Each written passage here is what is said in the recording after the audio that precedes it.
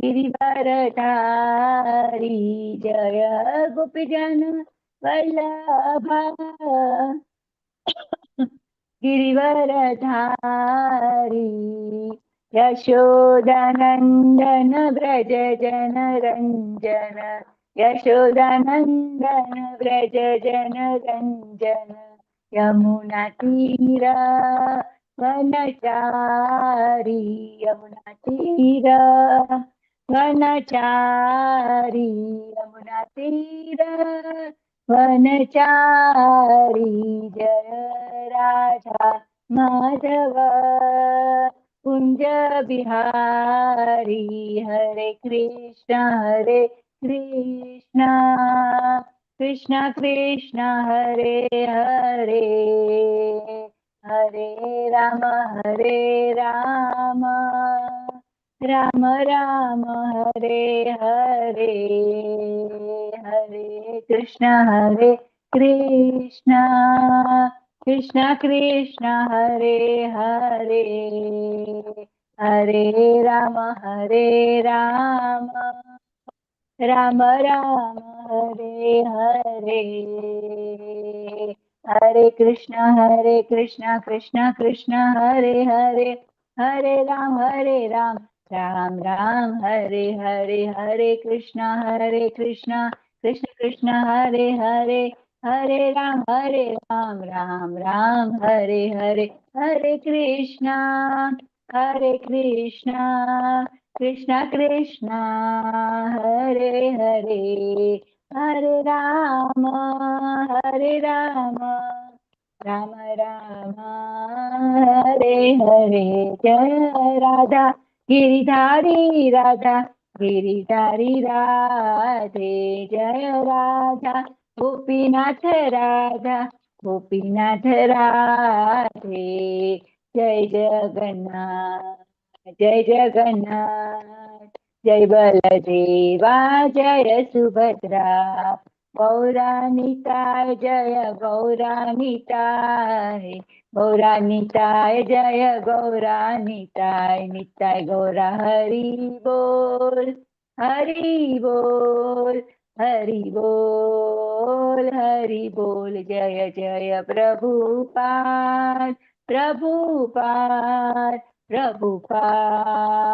प्रभुपाद जय जय गुरुदेव जय जय गुरुदेव। जय प्रभुपाद की जय हो।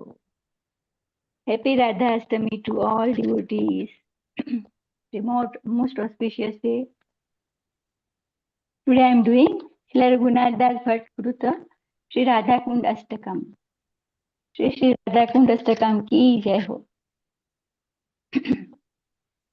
वृषभधनुजनाशन मर्मधर मुक्तिरंगे, निखिल निज सखी भी यत्स्वहस्तेन पूर्णम्, प्रकटितमपि वृन्दारण्यराज्ञा प्रमादे, तदति सुरभिराधा कुण्डमेवाश्रयो मे। व्रजभुवि मूलशत्रो प्रेयसी नाम्निकाम्ने, प्रसुलभमपि पूर्णं प्रेमकल्पद्रुमं तम्, जनयति हृदि भूमो स्नातुरुच्ये प्रियं यत्, तदति सुरभिराधा कुण्डमेवाश्रयो मे। अधरिपुरपि यत्नात् दत्र देव्या प्रसाद, प्रसरकृतकटाक्ष प्राप्ति कामं प्रकामम्, अनुसरति यदुच्चे स्नानुसेवानुबन्धे, तदति सुरभिराधा कुण्डमेवाश्रयो मे।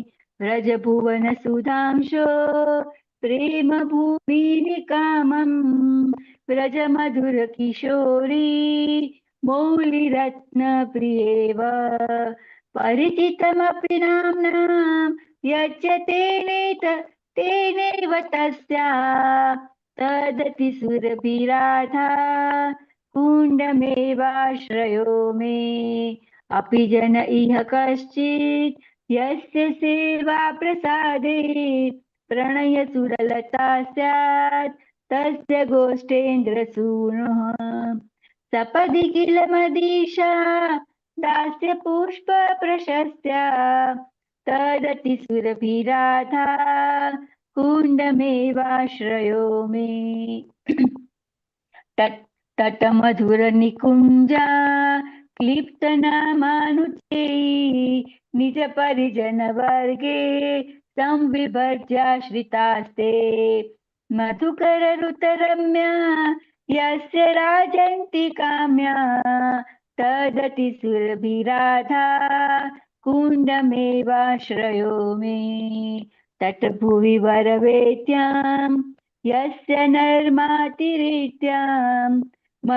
मधुरवार्तां गोष्ठचन्द्रस्य भङ्ग्या प्रथयति मिथ ईशा प्राणसख्यालिभिसा तदतिसुरभिराधा कुण्डमेवाश्रयो मे अनुदिनमतिरङ्गे प्रेममत्तालिसङ्गे वरवत्सरसिजगन्धे हारिवारि प्रपूर्णे विहरत इह यस्मिन् दम्पती तु प्रमत्तो तदतिसुरभिराधा कुण्डमेवाश्रयो मे अविकलमतिदेव्यास् चारुकुण्डाष्टकं यः परिपठति तदीयो ल्यासितास्यार्पितात्मा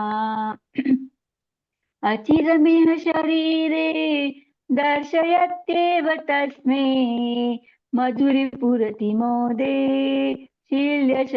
शील्यस्मानां प्रिया त्वां तदतिसुरभिराधा कुण्डमेवाश्रयो मे हरे कृष्ण कृष्ण कृष्ण हरे हरे हरे राम राम राम हरे हरे जय जय श्री राधे जय श्री राधे जय श्री राधे। इति श्रील रघुनाथदास गोस्वामी विरचितं श्री राधा कुंडष्टकं समाप्तम्। हरे Krishna. Now I'm reading translation.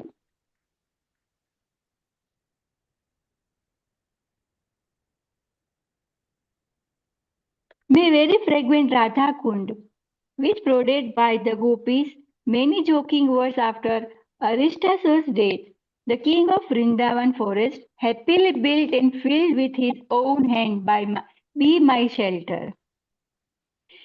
May very dear and fragrant Radha Kund, which for one who bathes in it immediately creates in the land of the heart a desire tree of pure love, rare even among the gopis, beloved of Lord Krishna in Vrija, be my shelter.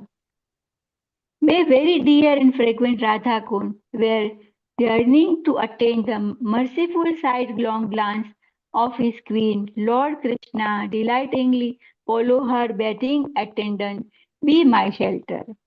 May very fragrant Radha Kund, which is named after a girl who is a realm of love, he who is the moon of Raja, a girl who is like the most precious jewel in the crown of the sweet girls of Raja, be my shelter. The mercy obtained by serving Radha Kund makes the celestial vein of pure love for the Prince of Raja, which is famous for bearing the flower of service to my Queen's Proud. May that very fragrant Radha Kund be my shelter. May very fragrant Radha Kund, on the shore of which are many splendid and charming forest groves filled with the sweet sound of bumblebees, and each named after one of Sri Radha's friends, be my shelter.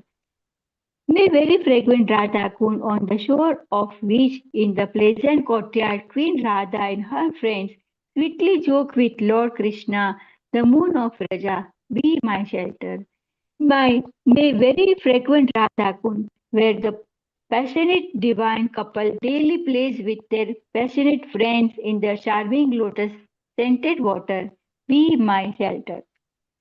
To one who is completely dedicated to Queen Radha's service and who happily reads these 8 beautiful verses describing her legs, even in this present body, Lord Krishna shows his beloved as he happily embraces her.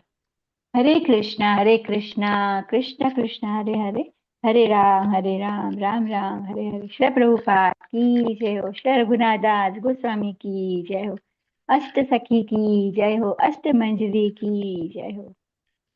जय जय Shri Radhe. Thank you, Prabhuji, for so wonderful seva. Hare Krishna.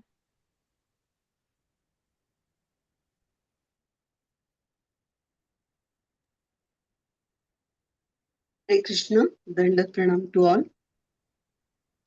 So today we are going through chapter 74 of Srimad Bhagavatam, 10th Canto, 4th volume, and we are going through Dwarka Leela.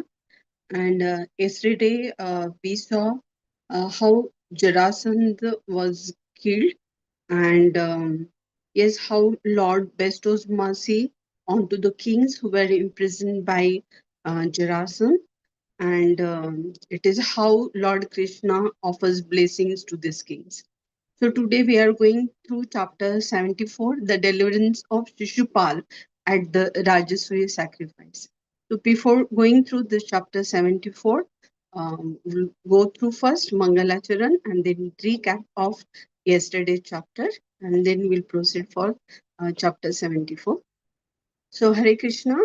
So first of all prayers at the lotus feet of Srimati Radharani, and uh, so it is my intense desire that all devotees are in our group should get mercy of Srimati Radharani so as to serve in this particular mission of preaching Krishna consciousness.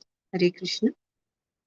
ॐ अज्ञानतिमिरान्धस्य ज्ञानाञ्जनशलाकया चक्षुरुन्मिलितं येन तस्मै श्रीगुरुवे नमः.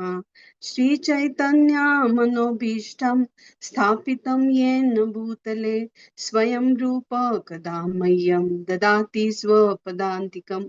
वन्देऽहं श्रीगुरो श्रीयुतपदकमलं श्रीगुरु वैष्णवांश्च श्रीरूपं साग्रजात सहगण रघुनाथान्वितं त्वं सजीवं साद्वैतं सावधूतं परिजनसहितं कृष्ण चैतन्य देवं श्रीराधा कृष्ण पदान् सहगण ललिता श्रीविशाखान्वितानिश्च. हे कृष्ण करुणा सिंधु दीनबंधु जगतपते गोपेश गोपिका कांत राधा कांत नमोस्तुते. तप्त कांचन गौरांगी राधे वृंदावनेश्वरी वृषभानुसुते देवी प्रणमामि हरिप्रिये. वाञ्छाकल्पतरुभ्यश्च कृपा सिन्धुभ्येव च पतितानां पावनेभ्यो वैष्णवेभ्यो नमो नमः. जय श्री कृष्ण चैतन्य प्रभु नित्यानंद श्री अद्वैत गदाधर श्रीवासदि गौर भक्त वृंद. हरे कृष्णा कृष्ण कृष्ण हरे हरे, हरे Ram Ram Ram Hare Hare. Today is Radhashtami festival, so तप्त कांचन गौरांगी राधे वृंदावनेश्वरी ऋषभानुसुते देवी प्रणमामि हरिप्रिये. Hare Krishna. So all best wishes to all devotees on this Radhashtami festival. So we'll go through recap of yesterday's lesson and we'll then proceed. Hare Krishna. Hare Krishna. Prabhuji's Mataji's Dandavat Pranam. Let me share my screen. Hare Krishna.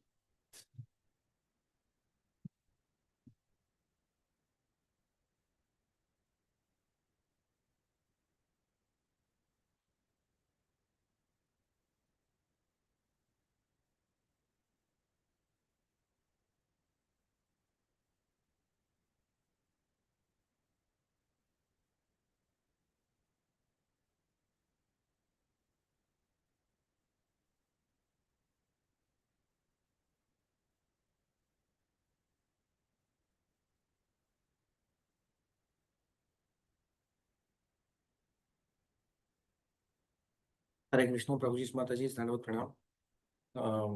Hare Krishna. Uh, Absolutely, I don't have any qualification to do recap or sit in front of you. It is just the mercy of Senior Vaishnava Acharya Prabhuji and Sir Prabhu. I'll try to do recap. Today is Radhastami. Srimati Radharani will be very pleased when we glorify Sri Krishna.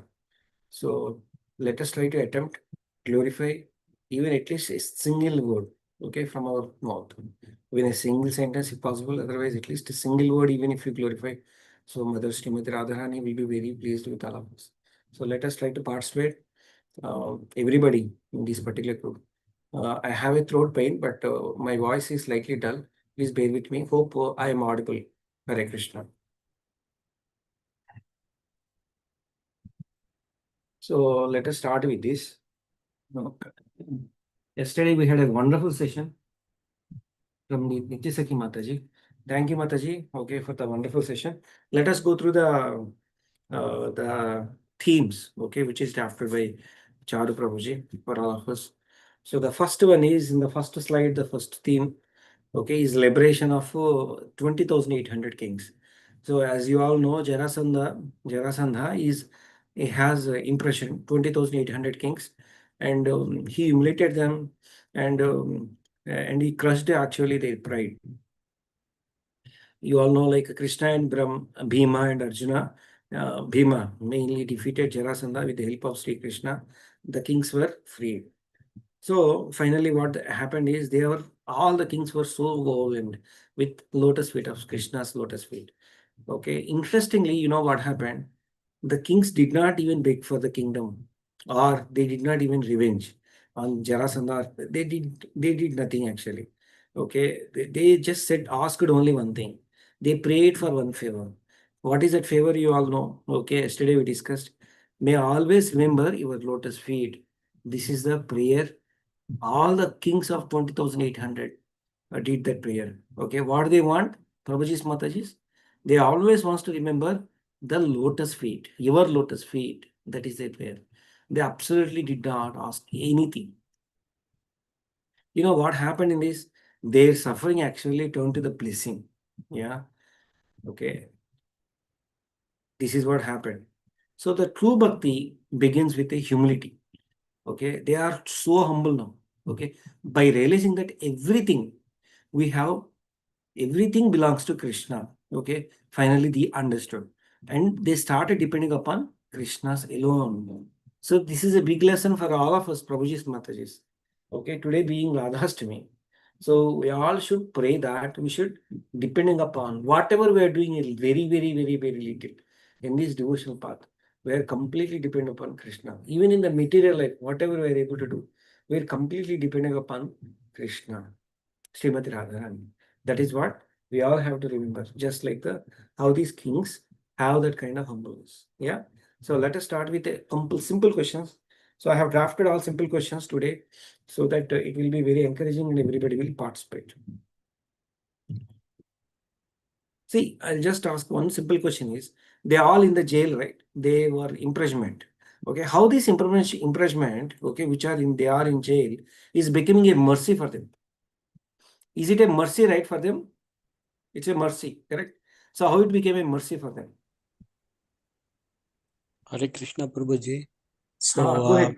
Yeah. So as you said that the imprisoned king, they did not ask anything, right? They only asked asked for the remembrance or lotus feet of the Lord. So they were purified by all. So they say in one place, right? So whatever has happened, because at the end what is happened, they are getting a darshan of Lord Krishna, right? So they forgot all those things, like going through the suffering, and they were captured or conquered by the Jarasanga and all that. But the end result is that where the lotus feet of the Lord is visible, I think they believe that that is the highest aim they received, and that is what they believe, that it was a mercy of the Lord. So all of them, they came together to and take his darshan. Yes. Thank you, Prabhu. So ultimately what happened, because when they are all put in that imprisonment, they are in jail, okay, and they could do anything, and then Krishna came, okay, and Bhima killed Jarasandha, what happened ultimately? They broke their pride. Okay, everything happened. And they turned towards God. Yes or no? That is what ultimately I also say. This is a true mercy. Yeah.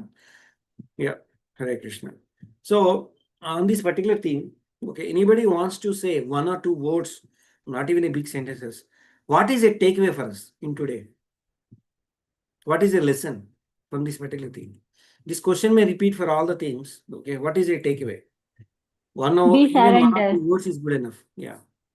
Go ahead, Yes, Prabhuji. Mataji. Hare Krishna.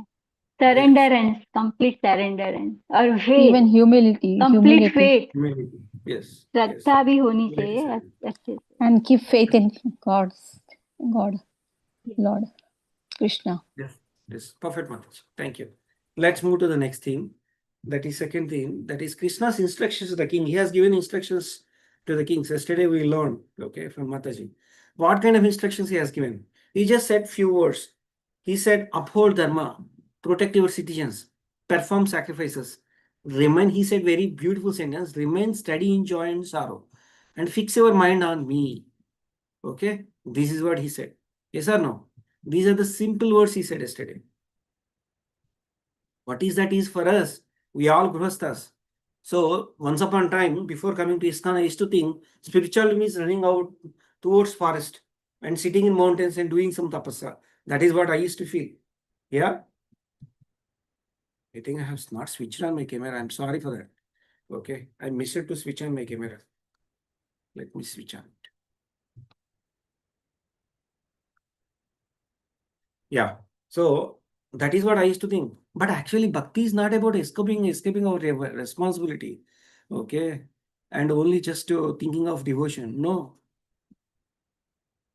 So bhakti will be integral part of our grihastha life, where we can see Krishna in every moment in our life. Yeah. That is what we could do. That is what we can understand from this theme, right? Yeah. So I'll just ask a very simple question here. Why Krishna has mixed the governance with devotion? The king's responsibility is governance, right? Then why did he mix with the devotion as well here? हरे कृष्ण प्रभु जी. हाँ, यहाँ go पे ahead, ma'am. हमें हमारे जो कर्तव्य कर्म है वो करना ही है. हम जो हाँ. भी आश्रम में रहे वो हमें कर्तव्य कर्म करना है, साथ साथ में भगवान की भक्ति भी करनी है. ये Perfect. समझो. Yes, Mataji. Wonderful answer. Thank you very much. Let's move to the third theme. So the third theme, which is talking about Krishna's care and the restoration of the dignity. When I'm reading this and also translation, so wondered actually. What is the care of Krishna's? Krishna has released the kings and the king can just say, Papa, go wherever you want. No, he has not left them like that. He did not just release the kings. He personally arranged their bathing. He personally arranged their dressing. He personally arranged their garlands and sandalwood paste and royal ornaments. And he gave a chariots to them, placed them chariots, and restoring their dignity as because they are the kings, they are the rulers. See, this shows the highest compassion of Krishna's, not only purifying, not only just freeing them and giving respect to them, Prabhuji's Matajis. That is what we are seeing in theme 3. So I'll just ask a very simple question, Prabhuji's Matajis. Why did Krishna even give them ornaments? Is that really required? If I am in that place, do we do that? But why did Krishna has done that? You can just answer in 1 or 2 words even.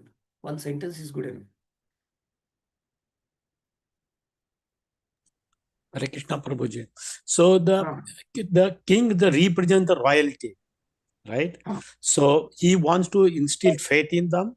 He wants to give compassion to them. And with the faith, he wants to go and rule so that he can really bring up his praja, right? All those in the Krishna concept. So just to establish the royalty, right? King is not without any jewelry or good clothes, right? So he wants to give them compassion. Yes. Compassion. Yeah, that is one single word is good enough. Unlimited mercy, unlimited compassion. Yeah. Of Prabhu ji Krishna. यहाँ पे एक दूसरा point भी कह सकते हैं कि भगवान ने इतने अच्छे से उनकी ट्रीटमेंट की, मतलब भगवान ने इतनी करुणा दिखाई, तो अभी जब वो रूल करने जाएंगे वापिस, तो वो भी वही सोचे कि जैसे भगवान ने हमारे साथ ट्रीटमेंट दिया है वैसा भी हम प्रजा के साथ ट्रीट कर सके हम सबको अच्छे से. Yeah, thank you, Mataji. So let's move to the next theme, the theme for finally Krishna, Bhima, and Arjuna by escorting all the kings, and they came to Indraprastha. Before King Yudhishthira, the kings actually glorified Krishna's mercy and shared their transformation. That is what he's talking about, right? The fourth theme, transformation. Okay. So finally that is what happened with particular first slide. Hare Krishna. Okay, let's move to the next slide. Okay, next slide. Now here there are multiple themes. We have total 6 themes. Charu Prabhuji has drafted here. So let us understand few. I will just explain 1 or 2 lines about each thing, and then we will have a question and answers. Yeah. So the first theme, what it is talking about? Compassion and liberation. Okay, that is what it is talking about. See here, if you see here, the compassion liberation, see the Jarasandha was, when Jarasandha was defeated, Lord Krishna has actually, we have seen that he's repeated, he liberated 20,800 kings, okay, from their imprisonment. So these rulers actually, they are not ordinary souls, they are very powerful, okay. But what happened? Their pride is being stripped off, okay, and their wealth is being taken away, okay, and then now they become so free. So Krishna's was not actually, it's not just a political rescue. It symbolizes the compassion. It basically symbolizes a compassionate liberation. Compassionate liberation from where? From the false ego. See, what kind of false ego we all have? Many times we think that I'm the doer. That's a false ego. Yes or no? Their false ego is completely been freed up by Krishna. And now they want the lotus feet of Krishna. See, that is what he's been talking about this particular thing. Yeah. The kings actually themselves admitted that they're suffering and they purified. Yeah. This is what happened. This moment teaches all of us a true leadership is not about just getting a control and showing authority. No, that is not. But actually, the true leadership about is actually showing the compassion, showing the service, through the compassion and through the service, and bringing the transformation in the hearts of the people. That is actually true leadership. That is what is Krishna is showing to all of us. Yeah, Hare Krishna, Prabhuji's, Mataji's. Every word, every sentence, what we are discussing is very important, which has the power to transform our lives, Prabhuji's, Mataji's. Yeah. Yeah, Hare Krishna. That is what matters. When we go to a temple, that is what happens, right? The three devotees welcomes us. Actually, we don't deserve anything, but they welcome us. They give, they respect us. That every devotee respects us, and we also respect everyone. Yeah. So through in that mood, so if you practice the devotion, right, it will be so amazing. Yeah. Hare Krishna. So let's understand. Let's have a few questions. So this entire episode, the kind of showing compassion and liberation from the Krishna, what is that is teaching us in our today's life? Prabhuji's Mataji's.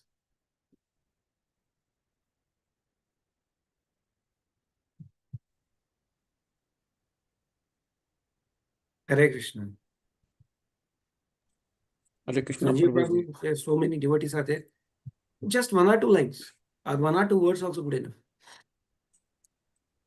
Yeah, General preference. Go ahead, go ahead. Here the compassion, as we are talking about, basically at the end of all trouble, all the string, Lord's mercy was there. That it talks about adversity can catalyze spiritual growth, right? So so that was the mercy. Yeah, that's good. Thank you. Yeah. See, we have to think the God's way of refining us. Okay, most of the times, if you see, many even devotees get so many challenges. In fact, devotees get more sufferings. Why? Okay, so once we get the suffering, we should not think, why me? We should think that this is a way Krishna is trying to transform me by giving all these troubles, so that I will not have any attachment on this material world. So I will not desire any of my next birth at all. And I know that this world is miserable always. Yes or no? Yeah. So problems do come always, Prabhuji's Mataji's. Okay. The problems And the solutions, everything is given by Krishna for my transformation. That is what we should think. Yeah. The next theme is devotion and surrender. Let us understand this. What is this devotion and surrender? When the kings were completely freed up, they could have asked for something else. Okay, they could have asked to give my kingdom. Actually, Krishna has given, but okay, they could have asked for wealth. Okay, and so many things they could have asked for. But you know what they have asked? Please let us always remember your lotus feet. This deep longing for Krishna is actually essence of bhakti. Real devotion is not asking the material benefits, Prabhuji's Mataji. Real devotion is asking Krishna, please give me, please remember, okay? Please give me that remembrance that I always remember you, your lotus feet, okay? You and Srimati Radharani, so that I can cross over this material world, okay? That is what is devotion and surrender, right? Okay. That is what exactly kings were doing that. The Yeah. kings are So I just ask a very simple question here. So what is the essence of surrender here, Prabhuji's Mataji's? I'm trying to ask a very simple question. This is very simple chapter and teaching us a lot of devotion, yeah, through humility. Yes, sir. So what is the essence of surrender? What is exactly surrender means? the For king you all, surrender, in a simple words, I want. Prabhuji, king surrender Lord Krishna for a higher purpose, not for the kingdoms. They wanted to be there, the devotee of Lord Krishna. They were on the very spiritual path. Yeah. Their ego and pride all were vanished. Yes. So, Yes. Okay. and they Okay. want the high purpose. They wanted lotus feet of Lord Krishna. Okay. Yeah. That is Prabhuji, what is. always remember Krishna, never forget Krishna. Yeah. That is what. Perfect. Thank you, Mataji. So, depending upon Krishna, the more simplest thing is, yes, never forget Krishna. Yeah, always remember Krishna. Yes, 100% true. Depending upon Krishna, you moved from here to temple. Okay, you moved because without any accident. So thinking that yes, by the mercy of Krishna, I reach a temple. By the mercy of Krishna, I'm trying to do this recap. Remembering Krishna. Yes or no, Mataji? That is what you're trying to say, right? Yeah. Depending upon the Krishna.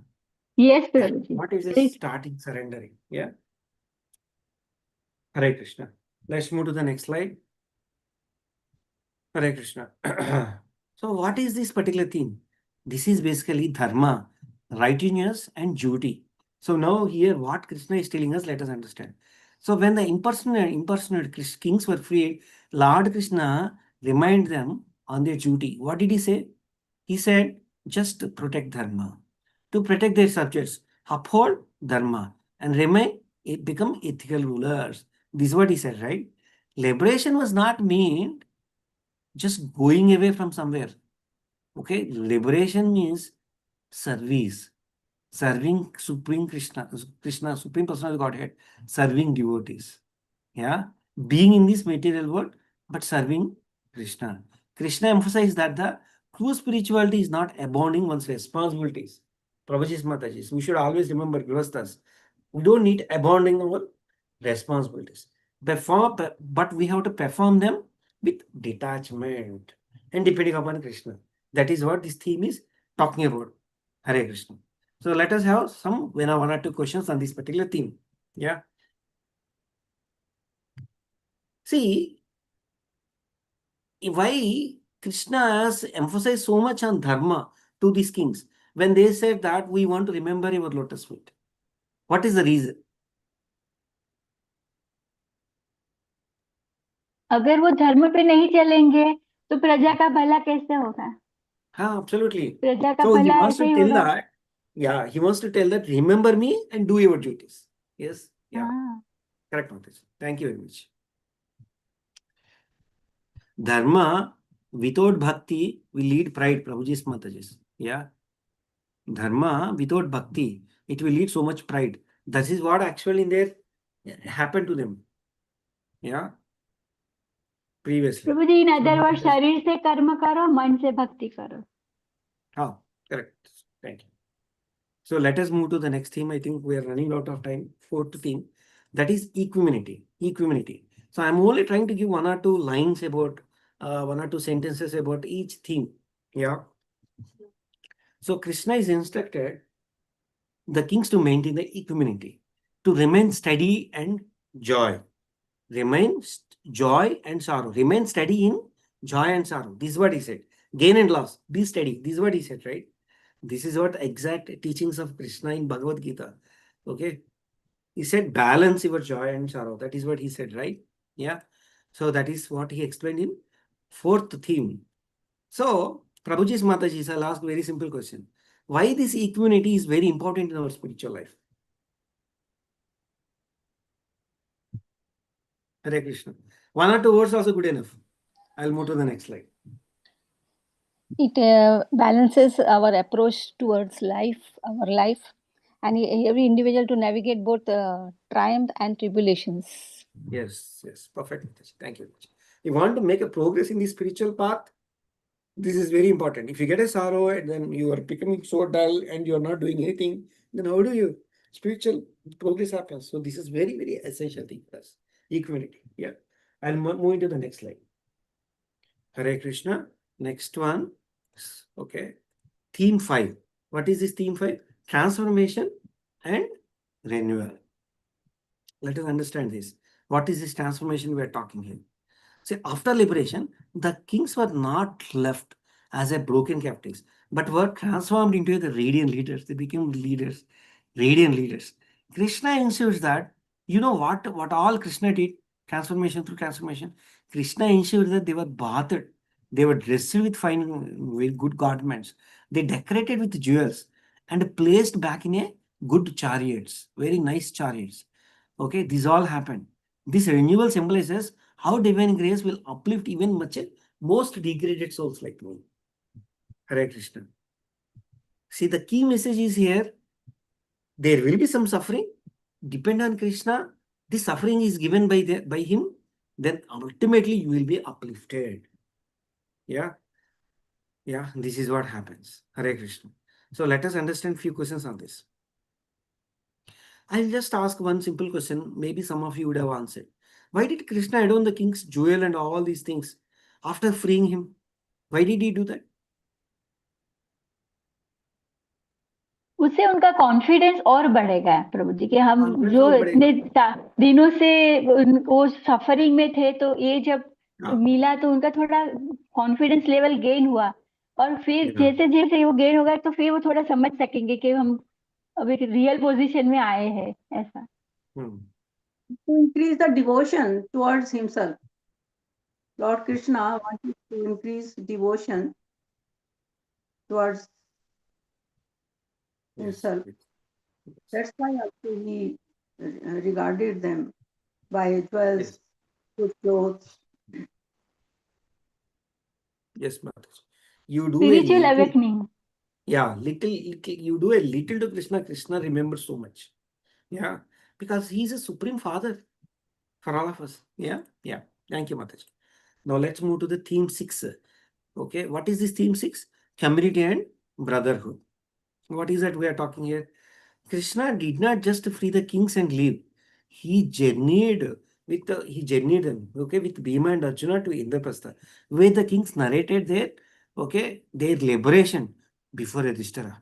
What is this is explaining to all of us, this is all explaining about community, shared experiences, and collective growth and collective collaboration. This is what is Krishna is teaching here. Yeah. Hare Krishna. So let's move.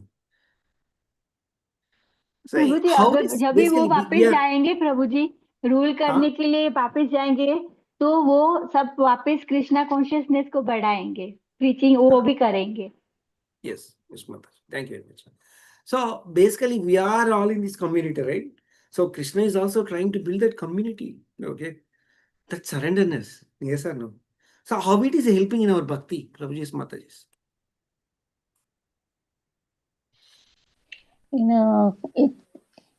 It collectively nurtures the wisdom and we share whatever we learn, we share. Yeah. In a community together, we'll get to learn a lot of things together. Yeah. Perfect. Thank you, Mataji. Unless we are not in this community, there is nothing else we could do actually. Yeah, thank you. Wonderful. Now we are going to Hare understand a Krishna, little bit of. Prabhu, one more point. Then also Lord Chaitanya Mahaprabhu wanted Sankirtan, right? So collective community. Right. Perfect. So, Perfect. Thank you. Thank you, sir. Now we are moving to the next slide, slide 5, I think. Yeah. So here we have Vishwanath Chakravarti Thakur commentaries. So let us understand a little bit about these things and then move on. I think I have to complete by 7:15. I may complete by 7:20 like that. Maybe I may take 5 more minutes. That's all. Okay. Okay. Let us give justification to the each theme and slide what Charu Prabhuji has drafted so wonderfully, so mercifully to all of us. Yeah. See, here Vishwanath Chakravarti Thakur explained that the Krishna's act of liberating the kings is not just external freedom, okay, from the prison, but actually it is inner deliverance happened. Yeah. These kings had once been proud rulers, okay. They'd been so much intoxicated with power, okay. All these kings were like that. Now Krishna chose this exact moment to appear, okay, and they're still, okay, they were, once upon a time, they were so arrogant. Yeah. Now he has shown his mercy. Okay. Because they have so much humility now. At a right moment, Krishna has shown the mercy by freeing them. Okay. Their mercy. Okay. When the pride has gone, he has shown the mercy. Yes, sir. That is what is. So Krishna shows the mercy every second, every moment to us. Many times you know what happens. Because of our false ego, we were not able to feel that. That's it. Hare Krishna. So let us have 1 or 2 questions here.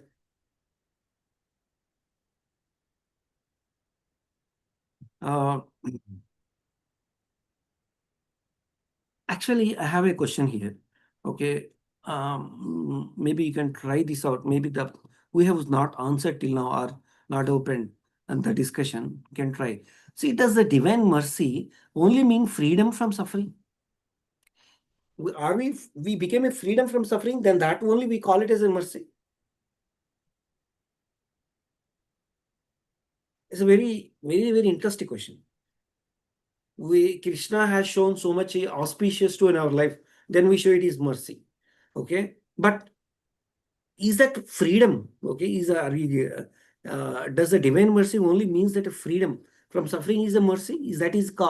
Should we call that is only mercy? Or anything can we call it as a mercy? Sanjeev Prabhu or anybody?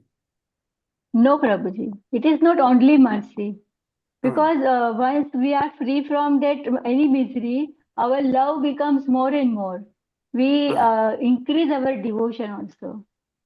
Yeah. Our faith is Yes. also increased, so our love is also increased. Yeah.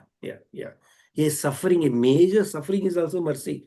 He's trying to transform us, saying that Baba, this is Dukkalaya Shashvatam. Why you want to stick to this?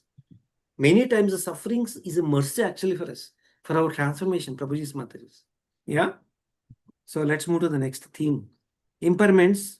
Okay, impairments of material wealth. Okay, that is Vishwanath Chakravarti Thakur's theme. According to Vishwanath Chakravarti Thakur, actually here, what did he say is, the Impersian kings confessed their past mistakes openly to Krishna. Okay, they admitted that intoxication with wealth and power had blinded them to their real purpose of life. Yes or no? They forget that. So by losing everything, they lost everything, right? They're in prison. They realized that, okay, they realized the actual true wealth is remembering Krishna. That is what they understood. Yeah. Sometimes, okay, this material wealth becomes a bottleneck for us. Yes, sir. Yeah. But after some suffering, we do realize. Yeah. So a simple question is, why did kings lose everything before releasing this particular truth? Why did they lose everything? Before even losing also they can realize this fact, right? But why it happened so? Why this Leela happened like this?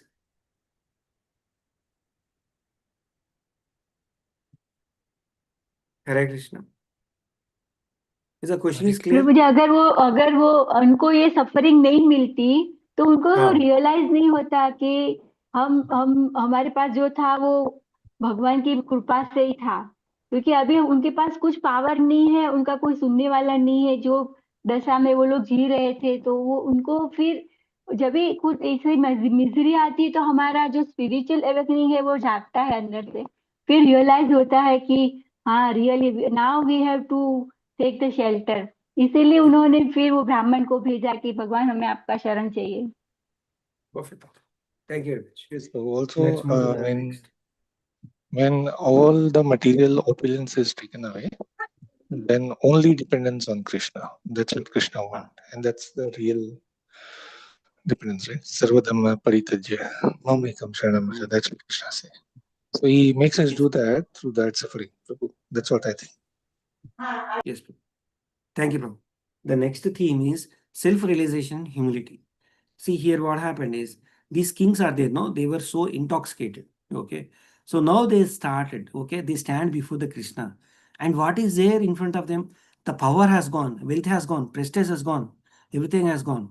Okay. They acknowledge their past mistakes. Yes or no? Everything is there. Now, here Vishwanath Chakravarti is explaining that the humility is the one extraordinary. But even though they lost everything, now what is it they have? They are so humble. So rather than they are asking for restoration of their thrones, they just prayed to remember Krishna, lotus feet. Yeah. So you know what happened here?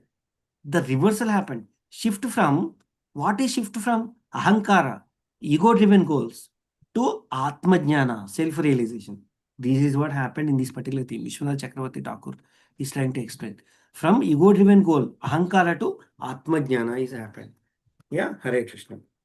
Let us understand a question. Let's have a question. See, I'll just ask a very fundamental question. Why humility is so necessary for our spiritual progress or self-realization, Prabhuji's Mataji's? Okay, let me pick up somebody who has not spoke till now. Okay. Deepti Mataji.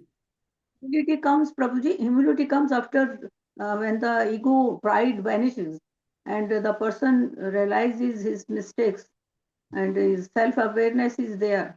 Only then it is.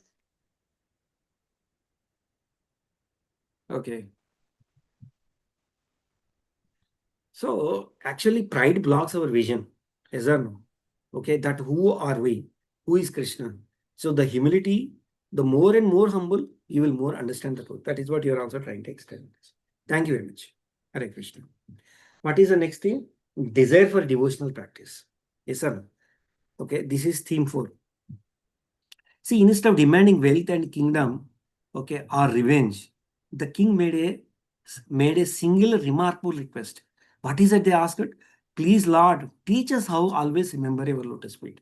This is what they are asking. So Vishwanath Chakravarti notes what is that they are teaching, you know. Okay, that this prayer is actually essence of bhakti. Yeah, this is the essence of bhakti.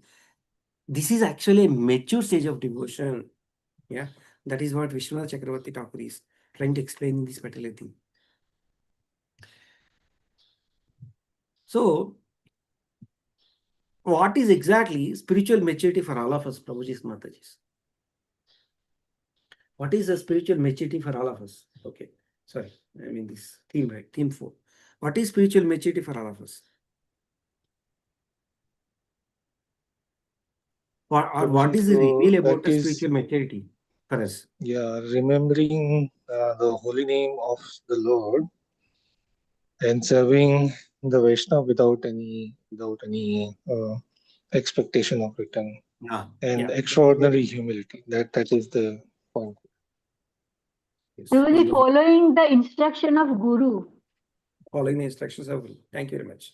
Prabhuji, Yes. Chaitanya To be in the mood of dasanudas, to serve in this mood. Perfect. Yeah. Thank you, Chaitanya Mahaprabhu says 3 things, right? Namaruchi, Vaishnava Prema, and Jiva Daya. He talks about 3. Yeah. Okay. Thank you.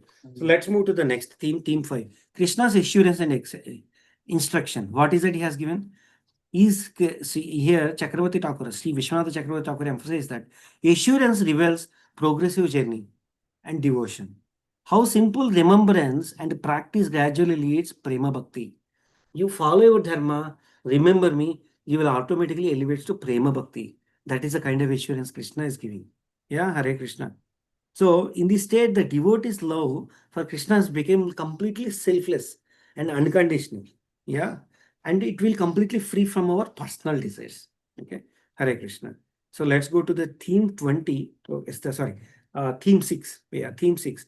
Here, Vishwanath Chakravarti Thakura, theme 6. What is theme 6? The contrast with material kingship. Okay. So here Vishwanath Chakravarti Thakura is explaining that the liberated kings now saw clearly that the futility of the material kingship. Okay, what is that he's talking here? Here the contrast with material kingship. So it is temporary glitter only binds our further suffering. Prabhuji's Mataji's. Okay. See, whatever you are seeing the material wealth, no, that is actually, it stops our spiritual growth. And I am staying in this house. I should always feel that this is given by Krishna, okay, for me to do a spiritual progress. Okay, this is Krishna's house. I am here to serve him. Okay, that is what we should think.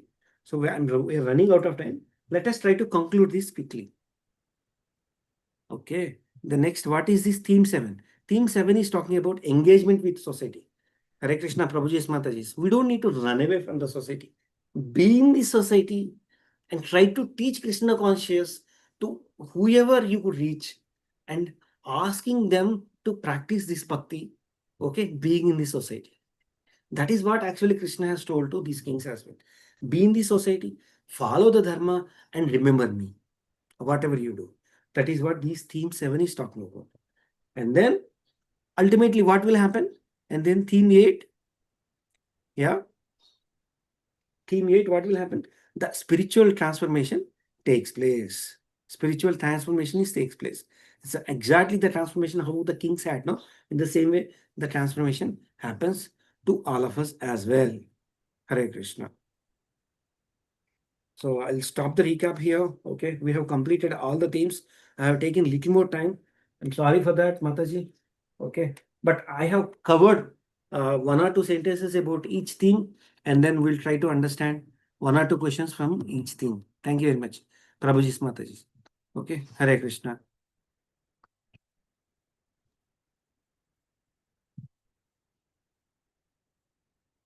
Hare Krishna. Hare Krishna. Thank you, Prasad Prabhuji. Well done for the recap. And so nice summarizing Seva you have performed in this such an auspicious day. Thank you. On behalf of all Vaishnavas in the group. Your voice is a bit low, Mataji. You meditate. Yeah. Just. Hare Krishna. Prabhuji, can you share this PPT, chapter 74?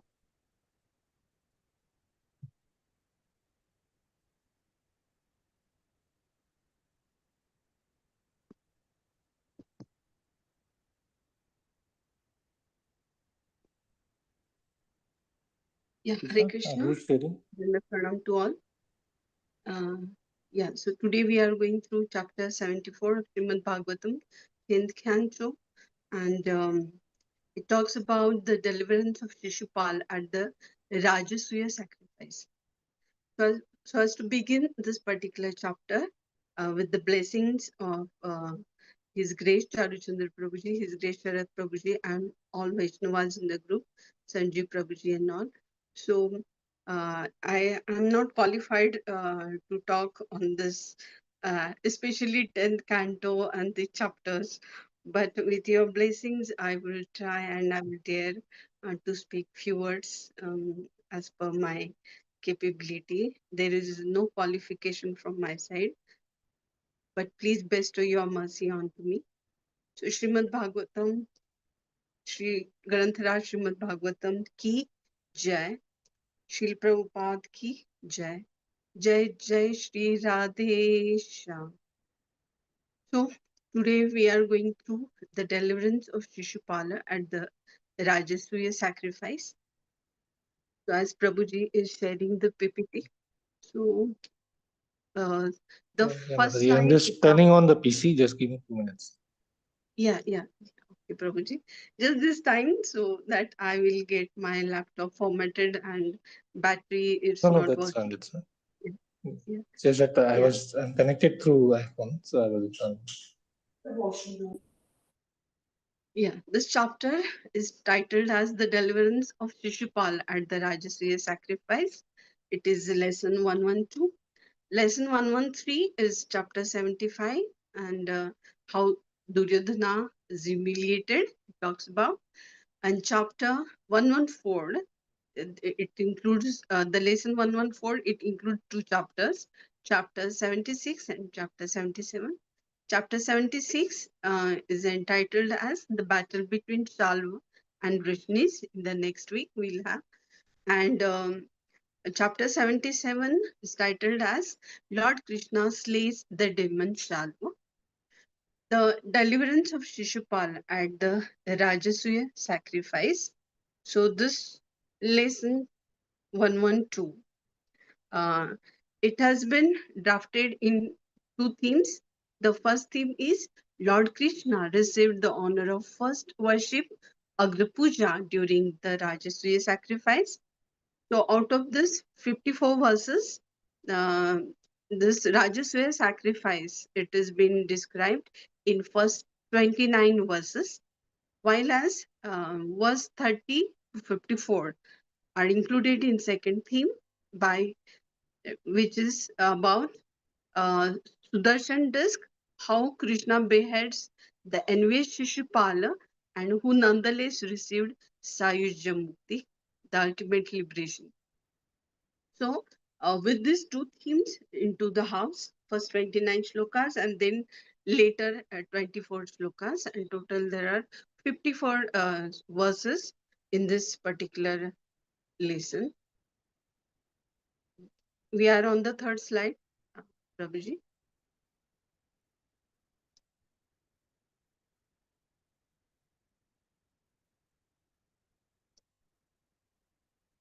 Yeah, yeah. Thank you, Prabhuji. Yeah, it is how this deliverance of Shishupala at the Rajasuya sacrifice, the chapter summary. So there are 6 points Prabhuji has recorded, and from that first 2 points they are on this particular slide, third slide. The supremacy of Lord Krishna. Yeah, this particular narrative unequivocally establishes Lord Krishna as the supreme being, worthy of the highest reverence, that is Agra Puja, during the Rajasuya sacrifice. So it embodies the profound philosophical concept of bhakti, illustrating that devotion to God is the ultimate pathway to spiritual fulfillment. Krishna symbolizes the unity of all deities, revealing the singular essence of divinity manifesting in diverse forms. So, Sri Vishwanath Chakravarti Thakur's commentary emphasizes that true worship of Krishna transcends mere ritual. It involves recognizing him as the foundational source of existence and the embodiment of dharma.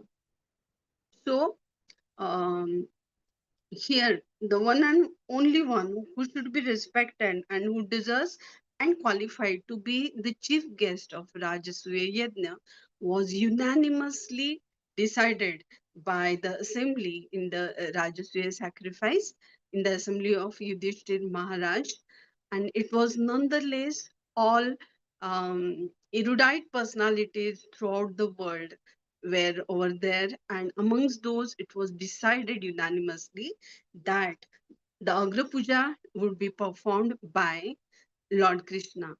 So he has been offered respect, Lord Krishna, who deserves it, and it was accepted that Lord Krishna is the only supreme who establishes dharma, artha, kam, and moksha. So it was Lord Krishna, isn't it? So we know that even Bhishmadev, who is grandsire of Kurus, rose and addressed the assembly that among all present, none is more worthy of the Agra Puja than Sri Krishna of Dwarka. He is the eternal protector of Dharma, the refuge of good, and the destroyer of the wicked. So, though appearing in a human form, he is the supreme being himself. Worship him first, for in honoring him, and we honor all. So the assembly filled with sages, kings, warriors applauded Bhishma Dev's words. So Yudhishthira was very much delighted and performed the Agra Puja for Lord Krishna. He washed his feet, he offered garlands, incense, sandal paste, and declared him as the foremost among all men in the gathering. So it was such a respect which was offered by Yudhishthir Maharaj and accepted both down, including Sahadev, who honored, welcomed Lord Krishna in the assembly in a proper royal attire. And it is the way how Lord Krishna should be uh, given respect and offered the welcomings to him. So it is the second point, role of the assembly. So here now only we have seen that Prasad Prabhuji went through such a nice um, points he has summarized, and he explained about the role of congregation and community also. So the role of assembly, nonetheless, the fire personalities, isn't it? The great sages, Gautam Rishi, Vashishta Rishi, Vyas Dev, all these rishis, they were there so as to perform Rajasuya Yajna of Yudhishthir Maharaj. So in such an assembly, you can see that there are so great warriors. There are from all universes, Gandharvas, Kinnad, and etc. All were there. So the assembly signifies as unanimously they were agreed for this proposal that Agra Puja, the highest reverence should be offered to Lord Krishna. So the assembly signifies society's collective consciousness, where a variety of opinions and values they do coexist.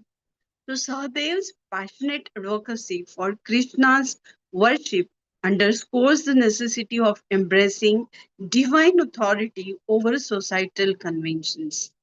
So Vishwanath Chakravarti Thakur's comments points out that this pivotal moment calls for alignment with higher principles rather than human-made norms, illuminating the importance of discerning higher truths.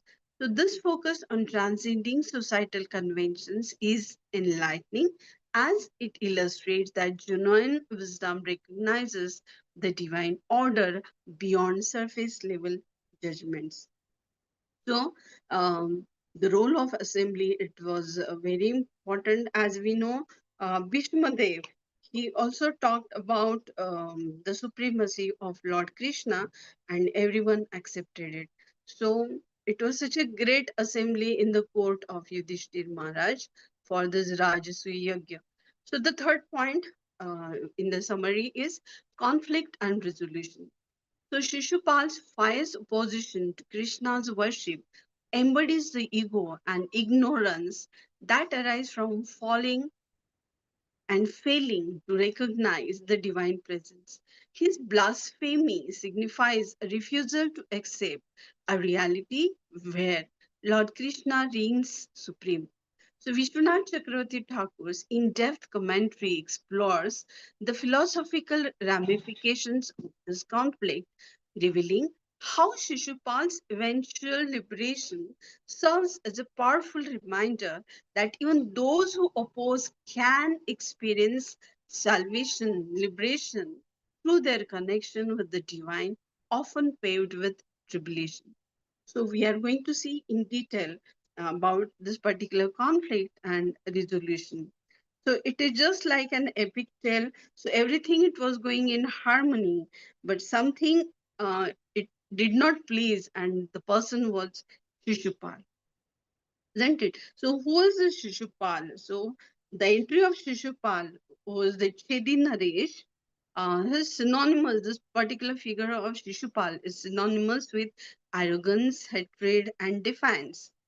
So actually, Shishupal was Krishna's cousin brother by blood, is having blood relation, but still his soul is contaminated with such a pride and animosity and enmity since his birth for Krishna, and his entire existence seemed focused on one thing, to oppose Krishna.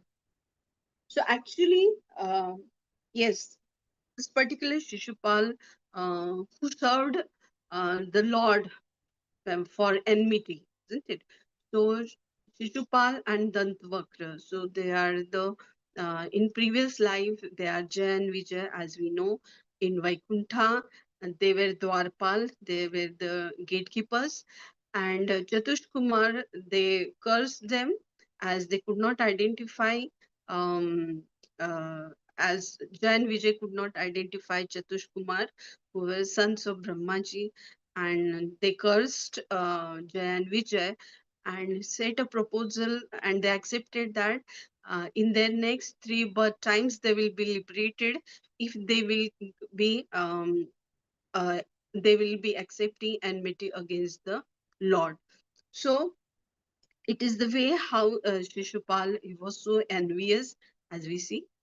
The fourth point is, and we'll see how it has been resolved, how this particular conflict, it is with such a great care and justice, this particular conflict, it has been resolved. And Agra Puja was completed successfully. So the fourth point is divine justice. So Krishna's response to Shishupal's provocations, demonstrating remarkable restraint until action became imperative. So it exemplifies divine patience and justice, dhairya and nyaya. So Vishwanath Chakravarti Thakur elaborates on Krishna's profound understanding of cosmic justice, where each soul's journey is honored and liberation is granted in divine timing. So this reflects the intricate philosophy of karma and the law of cause and effect, offering a deep insight into the nature of existence. So this particular chapter, it gives an insight into the nature of grace, karma, and the ultimate purpose of life. So how is this divine justice? That also we'll see in this chapter. The fifth point is, which has been summarized, the sacrifice and purification. So the Rajasuya sacrifice is imbued with profound spiritual significance, serving as a collective aspiration for purification and the establishment of Dharma. So Vishwanath Chakravarti Thakur emphasizes that Yudhishthira's actions, including the generous distribution of gifts, as we have uh, in discussion in the beginning only of this session by Prasad Prabhuji. So offering the generous gifts, royal gifts to the kings, and Yudhishthira is offering the gifts now, and the performance of Prayachit home.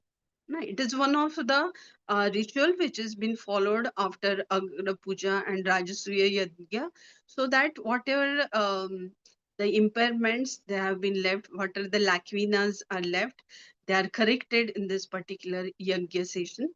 That is called as Prayachit home. So it highlights the virtues of humility and the acknowledgement of divine grace as essential in achieving true success. So this emphasis on humility and divine grace is deeply inspiring, showcasing that genuine prosperity is rooted not in material wealth, but in spiritual consciousness and the greater good of all beings. The sixth point is divine justice. So, we know how Lord Krishna is so great, and yes, that with this particular example and narration, and with this episode, how Shishupal is delivered, and with this particular story, yeah, we will get to know in detail. So Krishna's response to Shishupal's provocations, demonstrating remarkable restraint until action became imperative.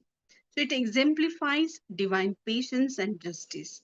So Vishwanath Chakravarti Thakur elaborates on Krishna's profound understanding of cosmic justice, where each soul's journey is honored and liberation is granted in divine timing. So this reflects the intricate philosophy of karma and the law of cause and effect, offering a deep insight into the nature of existence. In a conclusion, it can be summarized, Vishwanath Chakravarti Thakur's insights intricately weave together these themes, illuminating the interplay of devotion, the nature of divine love, the importance of recognizing higher truths, and the ultimate aspiration for liberation through a relationship with the Supreme. So, this chapter 74 serves as a compelling exploration of how human actions, intentions, and the divine are interwoven within the broader complexity of life and spirituality. So, the first point, supremacy of Krishna. Okay, so it will be elaborated like so. The first point, supremacy of Krishna. Okay, next slide, Prabhuji.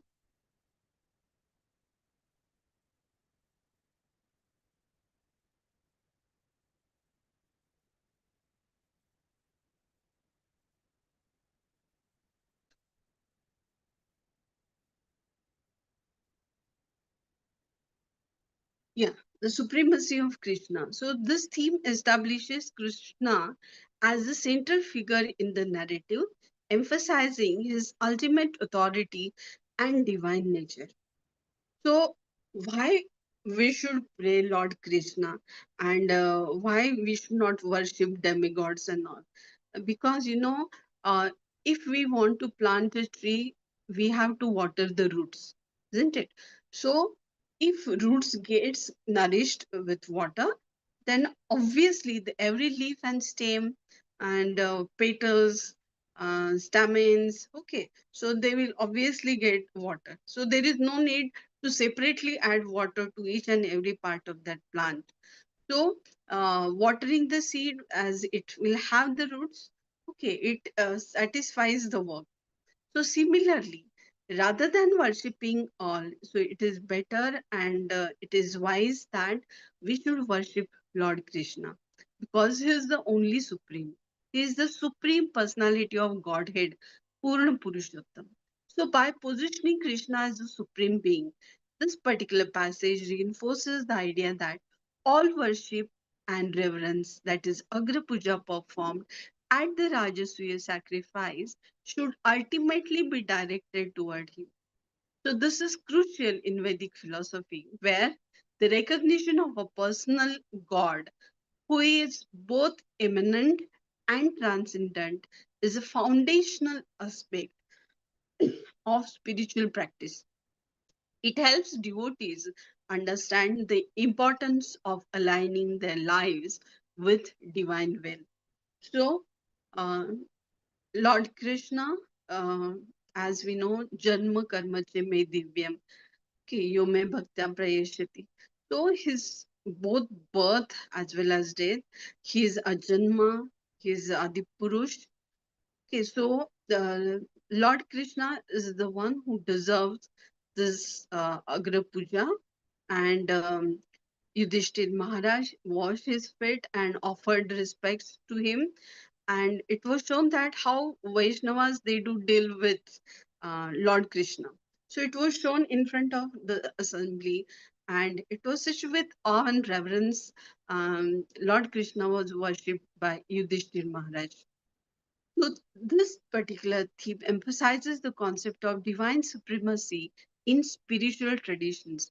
So Krishna represents the ultimate reality or Brahman in Vedic philosophy, where all forms of worship and reverence ultimately lead back to him. So it illustrates the idea that the divine is not only the creator and the sustainer of the universe, but also its goal, highlighting the importance of recognizing and honoring this supreme existence. So here we do see that he is the creator, maintainer of this particular universe and destroyer.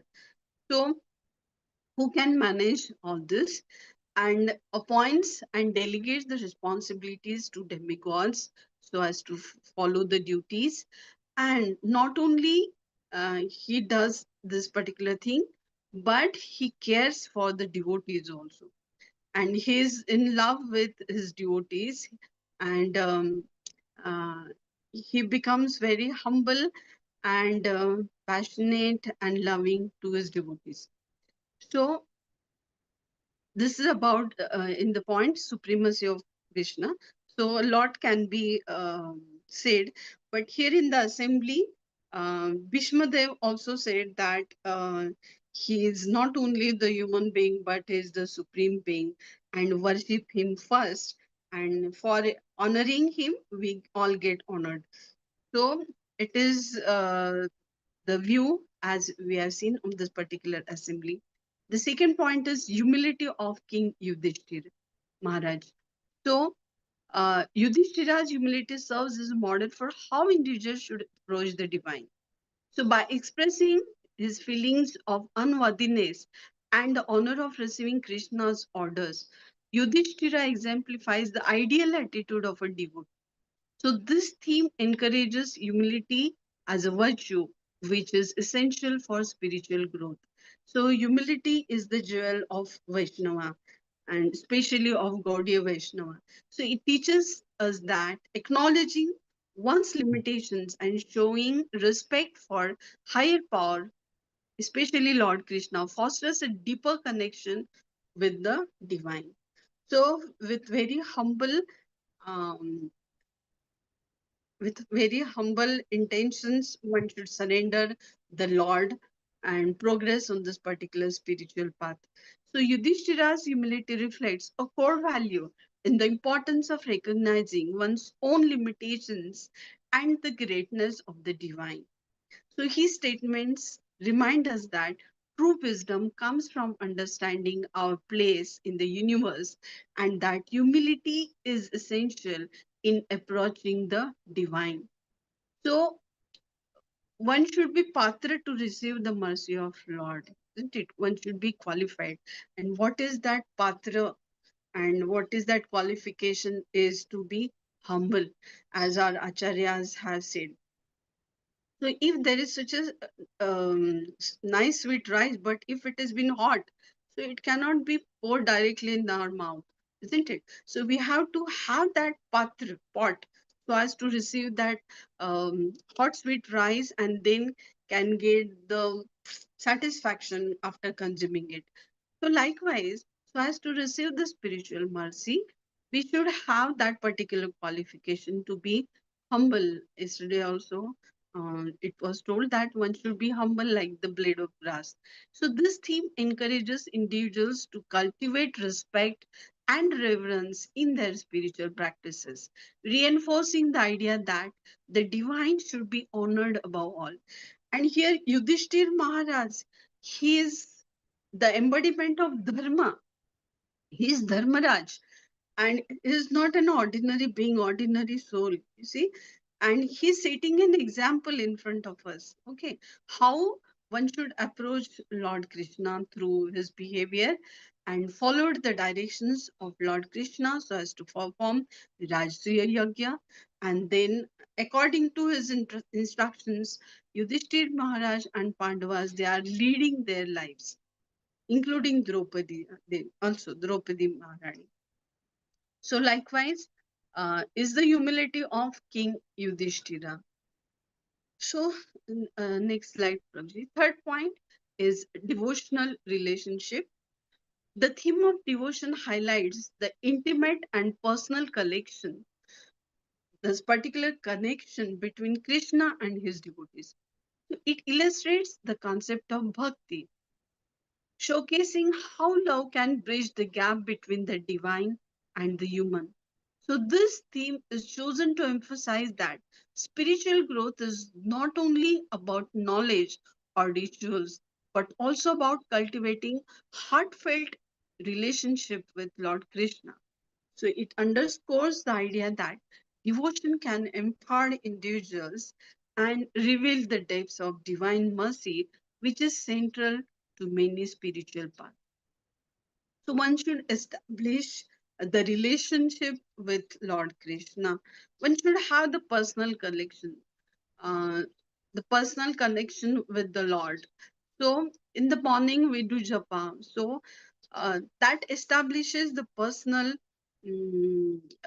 connection with Lord Krishna. So it is a customized connection. You see, in ISKCON, we do establish out of 64 angas in the morning program of ISKCON temples, almost 42 angas, they are already over. Okay, they do get over in the morning program itself, Mangal Arti and etc. So likewise, we see that one can establish a connection with Lord Krishna very sincerely. So he's in our heart in the Paramatma Swarup, and he realizes that whatever we are doing, okay, so how we are doing, and how we are prioritizing in our lives for spirituality, etc. So this relationship, the spiritual relationship for devotion. So this relationship highlights the concept of bhakti in the Gaudiya Vaishnava philosophy, where the divine is accessible and responsive to the heartfelt devotion of individuals. So it teaches that love can transcend hierarchical distinctions and that true devotion not only elevates the devotee but also reveals the depth of divine mercy. So this dynamics shows that the divine can be influenced by pure devotion, reinforcing the transformative power of love in spiritual practice. So in Gaudiya philosophy, we do observe Chaturmas, 4 months. They are full of all festivals. Yeah, there is Shri Krishna Janmashtami, which is then followed by Radhashtami. So last this particular week also we observed Tritiya, the appearance day of Tungavidya, Chaturthi, Lord Ganesha, who has written all these scriptures and helped Vyasdev for writing purposes. Then Panchami, we do celebrate, that is Rishi Panchami, and one should offer our offerings to Srila Prabhupada also, and to whom we are connected. Then Shashti, Lalita Sakhi had appeared on this particular day. It is appearance day of Lalita Sakhi, and she helps us for us so as to be offered at the lotus feet of Srimati Radharani. And in Chaitanya Leela, she is none other than Swarup Damodar Goswami. Then on the Saptami, then is the Ashtami. On Ashtami, Radharani appears. Today is Radhashtami festival. Uh, Vishakha and Champaklata, it is also the appearance day of this. On Dashmi, it is appearance day of Chitrasakhi. On Ekadashi, it is appearance day of Indulekha. On Bhadra Purnima, Rangadevi and Sudevi, this twin sisters. Okay, Sakhis that appeared. On Antrayodashi, it is the marriage anniversary of Lalita Sakhi. So, in these 4 months, what we have been told in Gaudiya Vaishnava philosophy, we do observe so many, we do celebrate festivals, we do observe these days with so much sincerity. It is to please Vaishnavas and Krishna also. In a very Krishna conscious mood, we do celebrate all these festivals with devotees, and we do get inspired so as to remember Lord Krishna. So, we have to go nowhere else so as to find the happiness. Okay, we obviously get it, so we don't have to exert for it. So if we do remain in congregation, it has been told by Rup Goswami, who is none other than Rup Manjiri, and we are Rupanuga in this particular uh, Gaudiya Sampradaya. And yes, as it has been told, and if we do follow these footsteps and the instructions of Srila Prabhupada, and we'll be successful one day on this spiritual journey.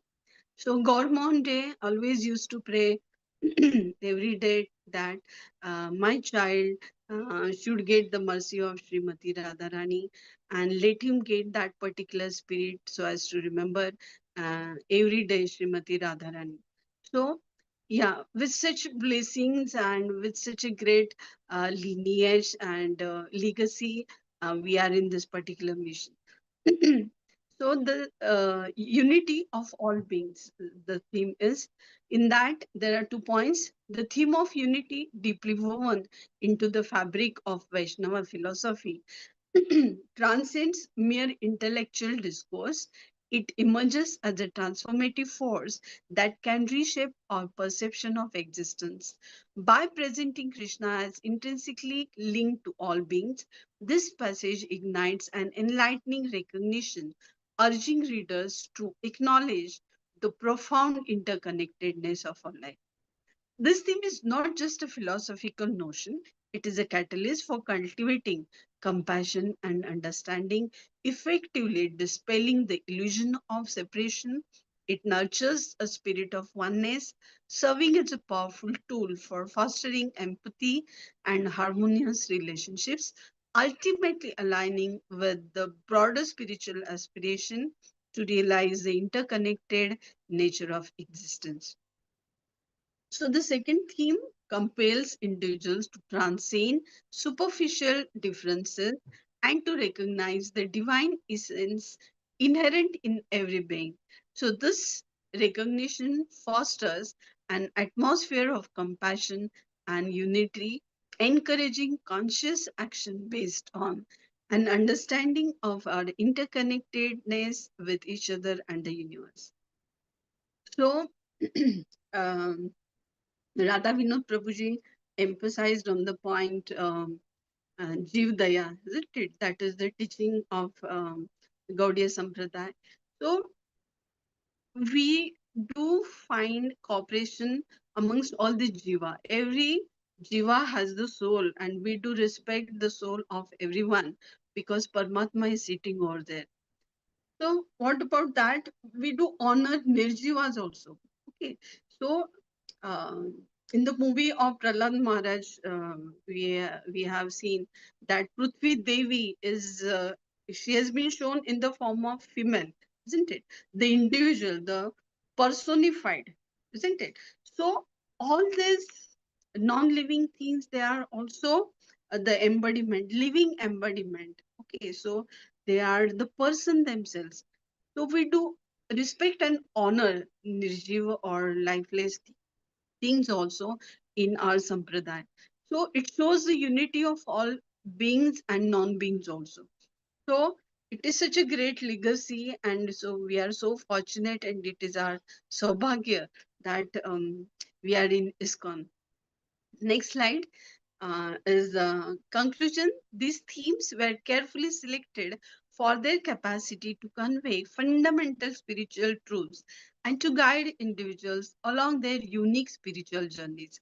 Each theme acts as a vital building block for deciphering complex philosophical concepts, fostering a holistic view of the intricate relationship between the divine and the devotee and the universe. By delving into these themes, the passage invites readers to introspect on their spiritual practices, encouraging humility, devotion, unity, and profound respect for the sacred. So, this comprehensive approach profoundly enriches the understanding of Vaishnavas in spirituality and the essence of the divine. Then the fifth theme is the role of devotees.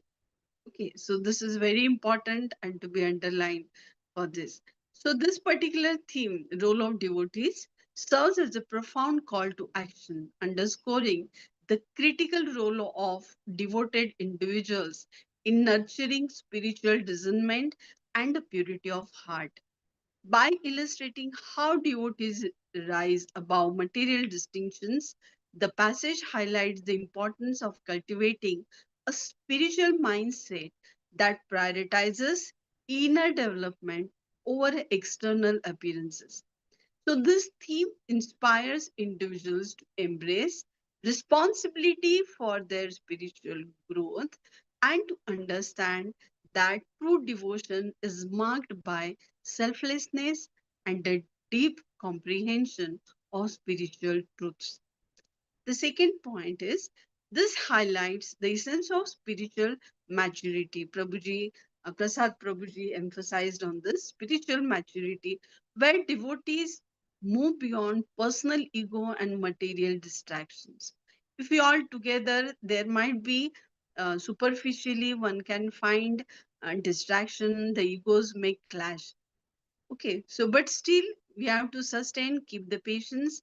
So it encourages a focus on spiritual development and a genuine connection with others rather than superficial differences. So this theme stresses that a pure heart liberated from material attachments is fundamental for experiencing the divine and engaging in meaningful worship.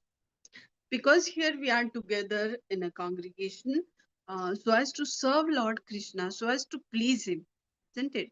And so all are there in this particular group, whatever it is. Uh, we all are from the different places, but we do try. Okay, we are ignoring the differences, the mindsets. Okay, so we are trying to serve together in a teamwork, and what that has been expected for Krishna consciousness. So if someone is playing the role as a leader, as a team member in particular seva. Okay, so there are so many struggles and obstacles, and there can be differences also. But with ultimate solutions and guidance of Varishta Vaishnavas, one can get those particular problems solved. So, the role of devotee, that is very important nowadays in our mission in Krishna consciousness for ISKCON, and especially for us Grihasthas. Then second is sacred rituals. The theme of sacred rituals serves as a pivotal link to the religious practices. By underscoring the significance of ritual in honoring the divine, the passage conveys how structured practices can foster deep spiritual engagement. So, this theme is paramount, reminding individuals that rituals are not mere mechanical actions. They embody meaningful expressions of devotion that align consciousness with the divine. So it reinforces the notion that our approach to the sacred shapes our spiritual experiences. So most of us, we are not qualified even to dress up the temple deities and uh, whatever. But we do chant for Lord Krishna, and yeah, we do can establish the connection with Lord Krishna, isn't it? So Srila Prabhupada has made all these things so simple, and he has not engaged in karma kanda things. Okay, so yeah, it is the great vision of Srila Prabhupada. Out of 64 mala chanting, he has reduced in his capacity for 16 rounds for all of us. So he had made it so straightforward and simple. This particular ISKCON missioners, isn't it? So one should not go after following this particular karma kanda duties, but in whatever ways it has been possible to us, whether one is student, whether one is um, a female, a lady. Okay, so in their role, they can cook food for Lord and offer it. If a student is there, can study well, can study the stories of Lord Krishna, and learn the few things from the pastimes of Lord Krishna. So likewise, one should follow their duty sincerely, okay, in whatever role they are playing. So rituals, they do transcend mere ceremonial acts. They are vital expressions of devotion and order in the universe. They do facilitate alignment with the divine and create a sacred space for spiritual interaction. So this theme, important in and of itself, also serves as powerful reminder of the necessity of intention, purity, and respect in religious practices. So it enlightens us that our attitude toward divine matters is just as crucial as the action itself, fostering a mindful and respectful demeanor in our spiritual engagement. So rituals, they do help and assist, but nowadays following these rituals and following this yagya, it is really very difficult for it. And for Kali Yuga, uh, the actual yagya is Sankirtan yagya, isn't it? So next slide, Prabhuji.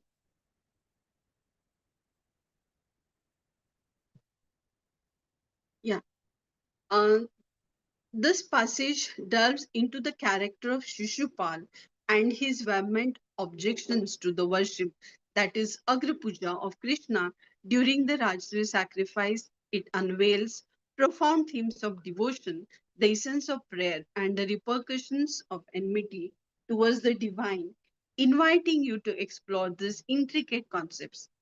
First, the nature of worship. The first point is nature of worship. So this particular theme, um, it is very crucial because it emphasizes the discernment necessary to identify who is truly worthy of worship. The Smriti references woven into the narrative illuminate that misguided worship can lead to spiritual offenses and stagnation. So, recognizing Krishna's divine nature is the cornerstone of spiritual progress within Gaudiya Vaishnavism, paving this way for liberation and enhancing your understanding of this profound concept. The way what we are going and doing, okay, it is of the highest um, uh, type of worship as we know in ISKCON. So within the framework of Gaudiya Vaishnavism, genuine worship is based on the acknowledgement of Krishna as the ultimate object of devotion. So worship must be directed towards that worthy of such reverence. And in this particular concept, that means Krishna. So Shishupal's objections epitomize a critical misunderstanding of this paramount principle as he attempts to divert worship toward what he erroneously considers more deserving candidates. Okay, so here everyone accepted the decision of Yudhishthir Maharaj, Sahadev, Bhishma Dev, but only one was envious, and Chedi Naresh Shishupal, with burning eyes, he mocked up and he mocked up with this decision and tried to oppose in a fury, and he becomes so furious and says this is an outrage in the assembly filled with so many sages. Why Lord Krishna, who is a just cowherd boy of Mathura and now sitting in Dwarka, whether he is greater than elders as Jarasandh was? Okay, he tried to object such things, and his words cut through the assembly, and it was very painful to bear this particular objections. What and blasphemy, which was by Shishupal. So, as this is the background, the role of intention in devotion. So, this theme underscores the profound impact of internal motivation in devotional acts. So, Shishupal's intention to disrupt Krishna's worship illustrate the destructive potential of harmful motives. So, in contrast to sincere devotion, his insincere manipulation underscores the Gaudiya Vaishnava tenet that genuine engagement in devotional practice can only arise from pure intentions. Okay, so here it was a destructive approach of Shishupal, isn't it? So, in Gaudiya Vaishnavism, as Shishupala, he offended Lord Krishna, isn't it? So, despite being a part of a royal family, Shishupal despised Krishna to the point where every opportunity to belittle and insult Krishna was seized. So at this particular Rajasuya Yagya also, when the assembly unanimously had declared that Krishna will be the most deserving of the respect, so Shishupal erupted in opposition, and his pride simply could not accept Krishna's supremacy. So it is 24/7. Shishupal was meditating. But how? In the negative way. It was against. It was not positively, but it was negatively. Okay. So, according to Gaudiya Vaishnavism, intention plays a pivotal role in spiritual practice. With what intent one is serving, so that is important. A sincere intention behind one's action shows the purity of one's heart and can significantly influence the outcomes of those actions. So, Shishupal's tactical silence during the worship reveals a calculated ploy to undermine Krishna's position after the worship, highlighting how intention can manipulate one's devotion towards the divine. Okay. So, as it has been told, we are not supposed to worship Krishna in this particular mood and with such an intent. One should always approach Lord Krishna that he is the supreme personality of Godhead, who is creator, maintainer, and destroyer of the universes. So, and for the Shishupal, it was yeah, he receives the grace of Lord Krishna, and in his final moments, his soul was transformed. Okay, so the next slide. So we are going fast, little bit. So next point is transcendence of Krishna.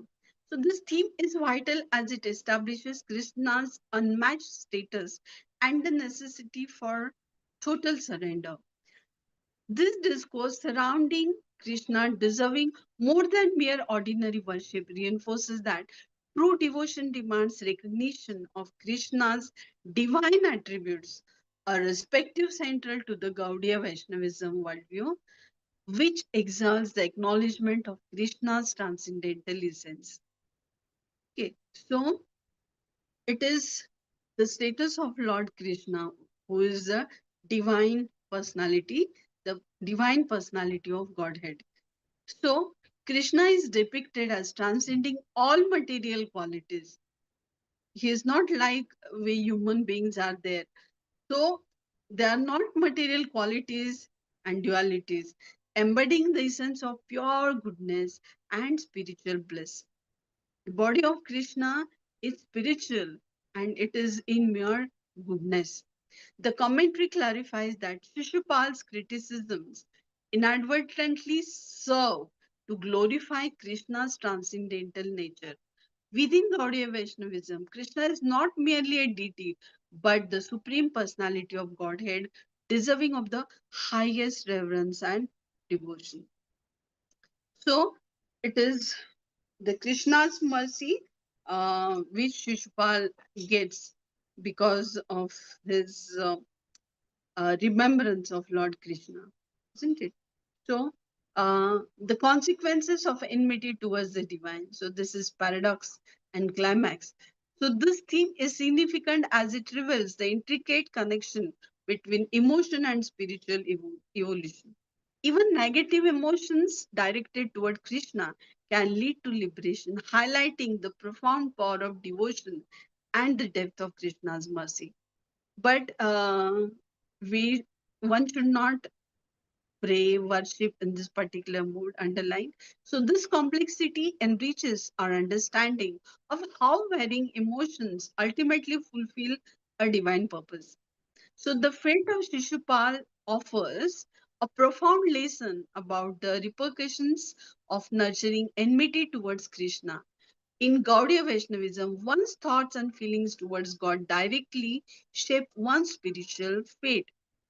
While Shishupal's intense enmity leads to a complex form of liberation, culminating in merging with Krishna's effulgence, that is Sayujya Mukti, and it underscores the nature of divine justice.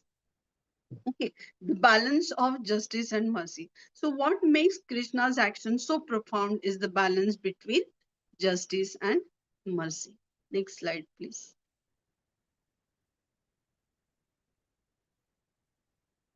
The importance of associating with advanced devotees. So, this theme is significant as it illustrates the collective strength inherent in devotion. The unified response from the assembly against Shishupal exemplifies the community's power in upholding dharma and preserving the sanctity of sacred traditions. So, this principle is crucial in Gaudiya Vaishnavism, where the support from fellow devotees propels both individual and collective spiritual advancement. So, the gathering of the exalted sages of the entire universe who respond to Shishupal's provocations and rally behind Krishna underscores the vital role of community in spiritual practices. In Gaudiya Vaishnavism, the association of sadhu sangha is very important for elevating one's consciousness and fostering an environment conducive to worship. So divine intervention in human affairs. So this theme is essential as it demonstrates how divine will actively shape the course of dharma and supports the faithful. Krishna's intervention serves as a compelling reminder of the divine care embedded in the fabric of existence, reassuring devotees of his continuous presence and guidance in the face of adversity. So there is a shlok, okay, Paritranaya sadhunam, vinashaya cha dushritam, isn't it? So according to the shloka, now why Lord appears, it is to protect sadhu, it is to establish dharma, okay, and to please his devotees. Okay, so that is very important, as we all know the shloka. So Krishna's decisive action to eliminate Shishupala exemplifies divine intervention in upholding the order and sanctity of dharma.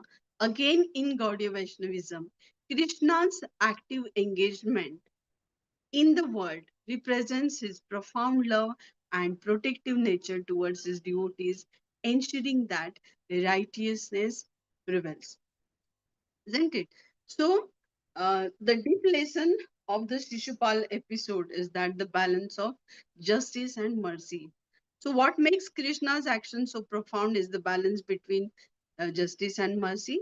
While Shishupal's offenses were many, 100 offenses till the last he performed, and Krishna waited for the last offense, Krishna didn't immediately destroy him. He waited for the 100th offense to be met. He gave him time, offering the possibility of change. But there is a limit. Divine mercy has boundaries. And once those boundaries are reached, divine justice steps in. So the power of transformation through divine grace. Shishupal's story teaches us that no matter how deep our faults or how far we are fallen, our intelligence have limitations, our intent have limitations. The opportunity for transformation is always present when we come into the presence of the divine. So it is not about the quantity of mistakes, but the quality of the moment when the soul finally chooses to turn towards Lord Krishna. So Lord Krishna's promise to forgive Shishupala of 200th offense is a lesson in limitless compassion. But it's also a lesson that actions have consequences. Divine justice is not just an arbitrary, it is tied to a higher cosmic order where mercy flows but doesn't enable wrong actions indefinitely. Finally, let us all reflect on the fact that even in his final moments, Shishupala's heart transformed. Despite a life of animosity, arrogance, and enmity, when faced with Krishna's overwhelming presence, his soul recognized the truth. And Krishna's mercy is not just about forgiveness, it's about redeeming the soul, bringing it back to its purest form, love for personality of Godhead, isn't it? So it is the huge story. It is how Lord Shishupala's birth it happened, and he had three eyes and uh, defective arms. And it was told that the one who is going to kill him, uh, his deformities will disappear.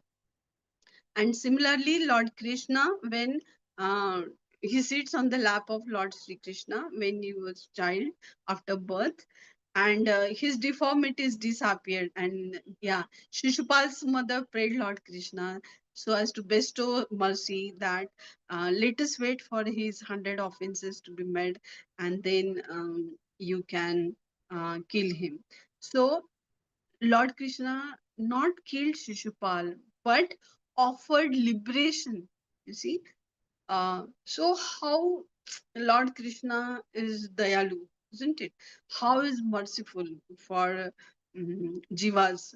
Okay, and we are his devotees. We are his children. Okay, so how merciful he must be with the devotees in ISKCON. Okay, so next slide. Okay. instructive questions and their answers. The question 1: what specific actions or attributes of Krishna exemplify his status as a supreme being deserving of worship?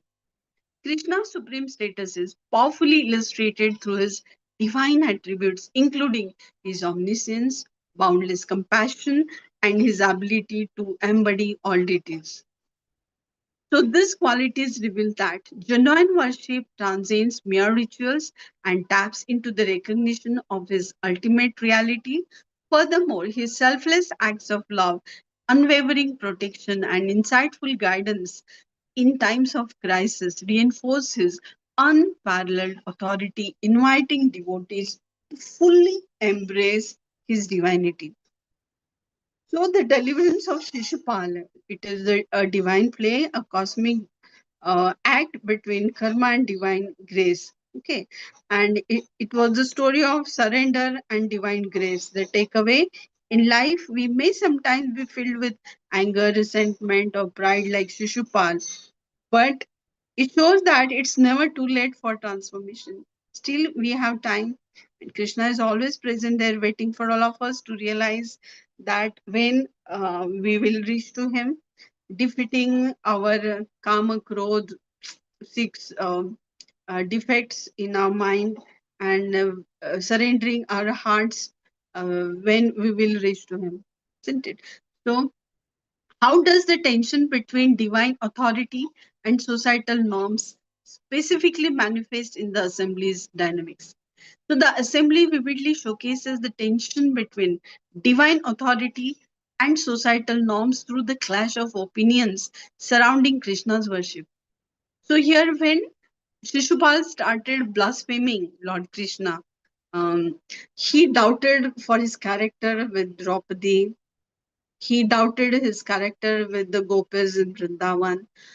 He called him as Kulanashak of Yadu dynasty, and he called him just as coward boy or normal human being, he supposed, and with so many aparads. Okay, he objected, and the assembly, it was really very difficult to sustain these words to the assembly, and they tried to living the assembly, isn't it? Even the devotee of Lord should not hear such word against Lord. So if possible, try to leave such assemblies where Lord Krishna is blasphemed. Okay, or otherwise Bhakti Lata Bij, it will be dried up, so and one will not get the mercy of Lord Krishna. So some of the members like Bhishma Dev and all Vyasdev, Gautam Rishi, Vashishta Rishi and others, they did honor the divine's rightful and revered position. Others, particularly Shishupal, cling to his pride and adherence to tradition. And not only he kept quiet, okay, but blasphemed with rage. He becomes furious with angry eyes, and he takes upon the sword and started running towards Lord Krishna. And this powerful conflict illustrates the powerful struggle to reconcile societal beliefs with superior spiritual truths, igniting a spark of intellectual curiosity within the audience. So, one should realize who Lord Krishna is and we are serving to whom. Okay, if we are not serving Lord Krishna, we'll serve Maya, isn't it? So, um, third question is: in what ways can Shishupal's journey towards liberation serve as a model for others grappling with ego and ignorance? So, Shishupal's transformative journey toward liberation serves as an inspiring model for anyone wrestling with ego and ignorance. So, it exemplifies a profound truth that even those ensnared in deep self delusion can attain redemption by recognizing the presence of the divine. His eventual liberation reveals the extraordinary potential of grace to effect transformation, urging others to confront their limitations. This narrative encourages a path of humility and introspection, offering a beacon of hope and inspiration to all who seek a deeper understanding themselves. Okay, so we are not after liberation and Sayuja Mukti. Okay, and the devotees of Lord Krishna, so they are not after liberation or and that too Sayuja Mukti. That Jyoti get merges into the divine body of Lord Krishna. So that is a takeaway point from this. Next slide. It is the last slide. So what specific practices can individuals adopt to cultivate humility in their spiritual journey? Okay, from last three themes. So this is the second slide of these three questions. So what specific practices can individuals adopt to cultivate humility in their spiritual journey? As we know, humility is very important. So by cultivating humility, we not only deepen our spiritual practice, but also empower ourselves to navigate life's challenges with grace and wisdom. So this humility, when combined with the concept of unity, can lead to profound personal and communal experiences, as demonstrated by historical devotees in the context of Krishna's worship. The second question, how can the concept of unity among all beings be practically applied in daily lives? So the concept of unity among all beings is not just a lofty ideal, but a practical principle that can be applied in daily lives by fostering compassion and empathy towards others, engaging in acts of kindness, practicing active listening, and working to understand different perspectives. We can embody this unity. Participating in community building activities and initiatives that promote social harmony is another way to put this understanding into action, empowering us to make a real difference in the world. Yes, it's gone through various such activities, social activities, communal activities.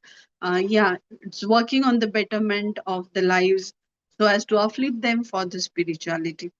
So third question is, what are some examples of how devotion has transformed the lives of historical devotees in the context of Krishna's worship? So historical devotees such as Mirabai or Sri Chaitanya Mahaprabhu in the context of Krishna worship serve as powerful examples of how devotion can transform lives. So their profound personal experiences of divine love serve as inspiration for us all. So Mirabai, despite facing societal rejection, found solace and identity in her passion for Krishna, which empowered her to share her devotion through poetry and song, inspiring many. Sri Chaitanya Mahaprabhu's deep devotion led him to widely spread the practice of bhakti, demonstrating how love of Krishna can lead to transformative personal and communal experiences. So Charuchandra Prabhuji has so nicely pointed these particular things in question answer session. So next slide. What specific qualities or actions led Shishupal to become envious of Krishna? The enmity of Shishupal towards Krishna stems from a combination of his personal pride, perceived injustices, and a misunderstanding of Krishna's divine nature. It was ignorance. As a royal figure feeling threatened by Krishna's rising prominence, Shishupal's jealousy manifests during the Rajasi sacrifice, where he openly challenges Krishna's worship, believing he is more deserving of reverence due to his own lineage and power. So, second question is, how does the concept of Sayuja Mukti translate into practical terms for devotees in Gaudiya Vaishnavism? Sayuja Mukti or liberation through merging within Krishna's divine effulgence, that is Brahma Jyoti. Okay, so it is for Nirakarvadis, implies a spiritual union with Krishna's essence. For devotees in Gaudiya Vaishnavism, this can be viewed as a state of complete integration into Krishna's being, where the devotee experiences unity with the ultimate truth. Although this form of liberation seems appealing, the tradition emphasizes that true devotional success lies in cultivating loving relationships with Krishna rather than merely seeking to escape this material world. The third question is, In what ways can the themes of devotion and enmity towards the divine be applied to contemporary spiritual practices? The themes of devotion and enmity can be applied to contemporary spiritual practices by encouraging practitioners to reflect on their intentions and motivations towards the divine. By examining emotions like envy or skepticism, individuals can identify barriers to their spiritual growth. There can be obstacles, but one can pray to Lord Krishna that please remove these obstacles from my spiritual path. So, additionally, the importance of community in devotional practices reinforces the idea that collective support and engagement with fellow seekers can foster a nurturing environment for sincere worship and personal transformation. So, with such instructive questions and their answers, here we end this particular chapter 74 of how Shishupal was delivered. So, as we reflect the deliverance of Shishupal, let us remember that even in the face of adversity, the divine is always at work, guiding us toward ultimate truth and liberation. May always strive to open our hearts to that grace and live in harmony with the divine will. Thank you, Hare Krishna. Om. ये श्री ग्रंथराज श्रीमद् भागवतम की जय, श्रील प्रभुपाद की जय. जय जय श्री राधेश. हरे Krishna. I think it is little late. Wonderful, So, Mataji. Wonderful. Yeah, Hare Krishna.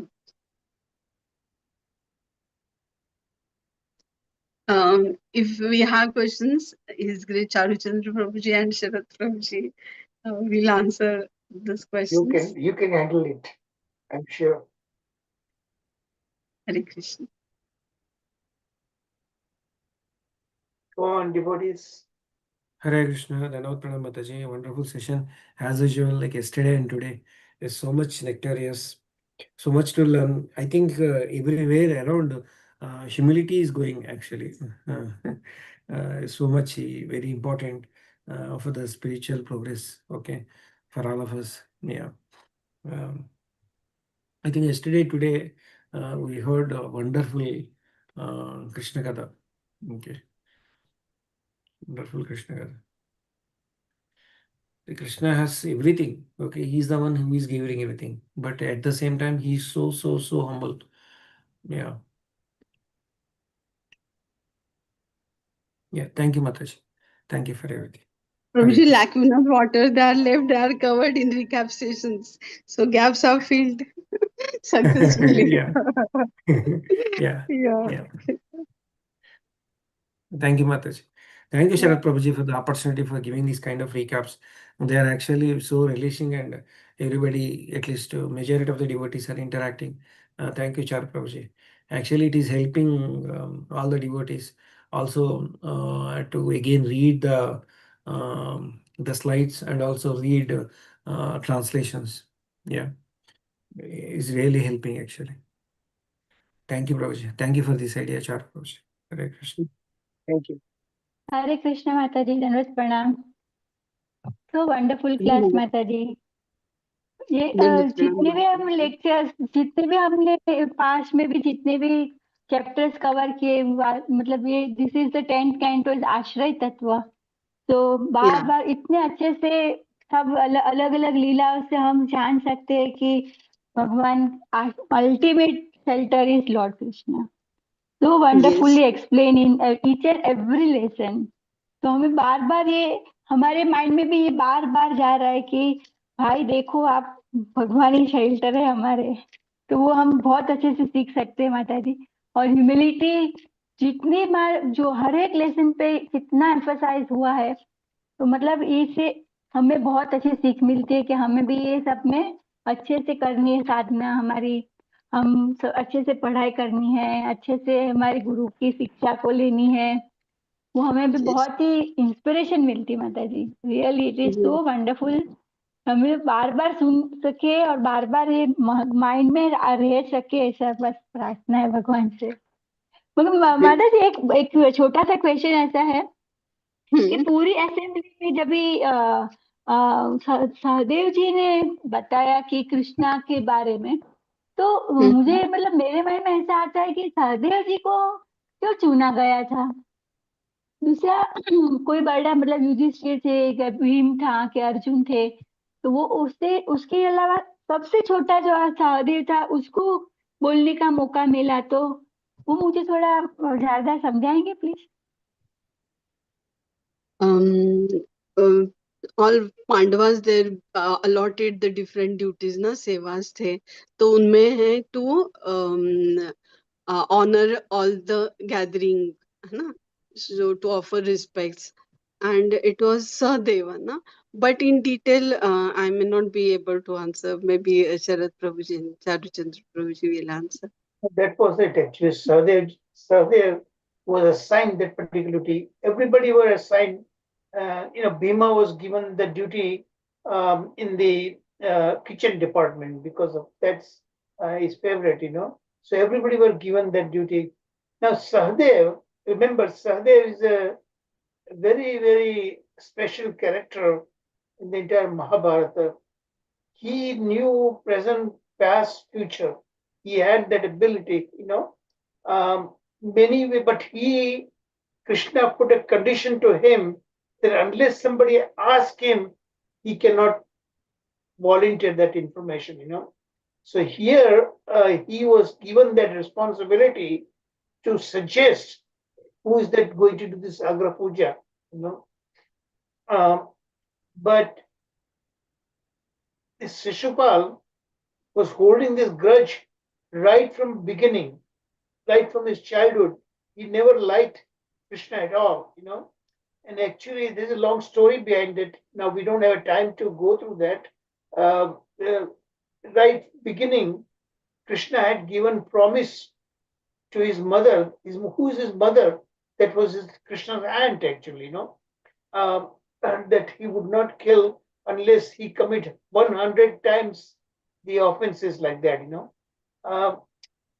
But the root cause, of course, you'll have to remember, this Shishupal is Jai Vijay, one of the devotees, Jai Vijay, Krishna's Lord Vishnu's Dwarpala, So they're ultimately going back to the Vishnu Loka, and ultimately resume their service to serve the Lord, actually, But they were doing in this animosity also.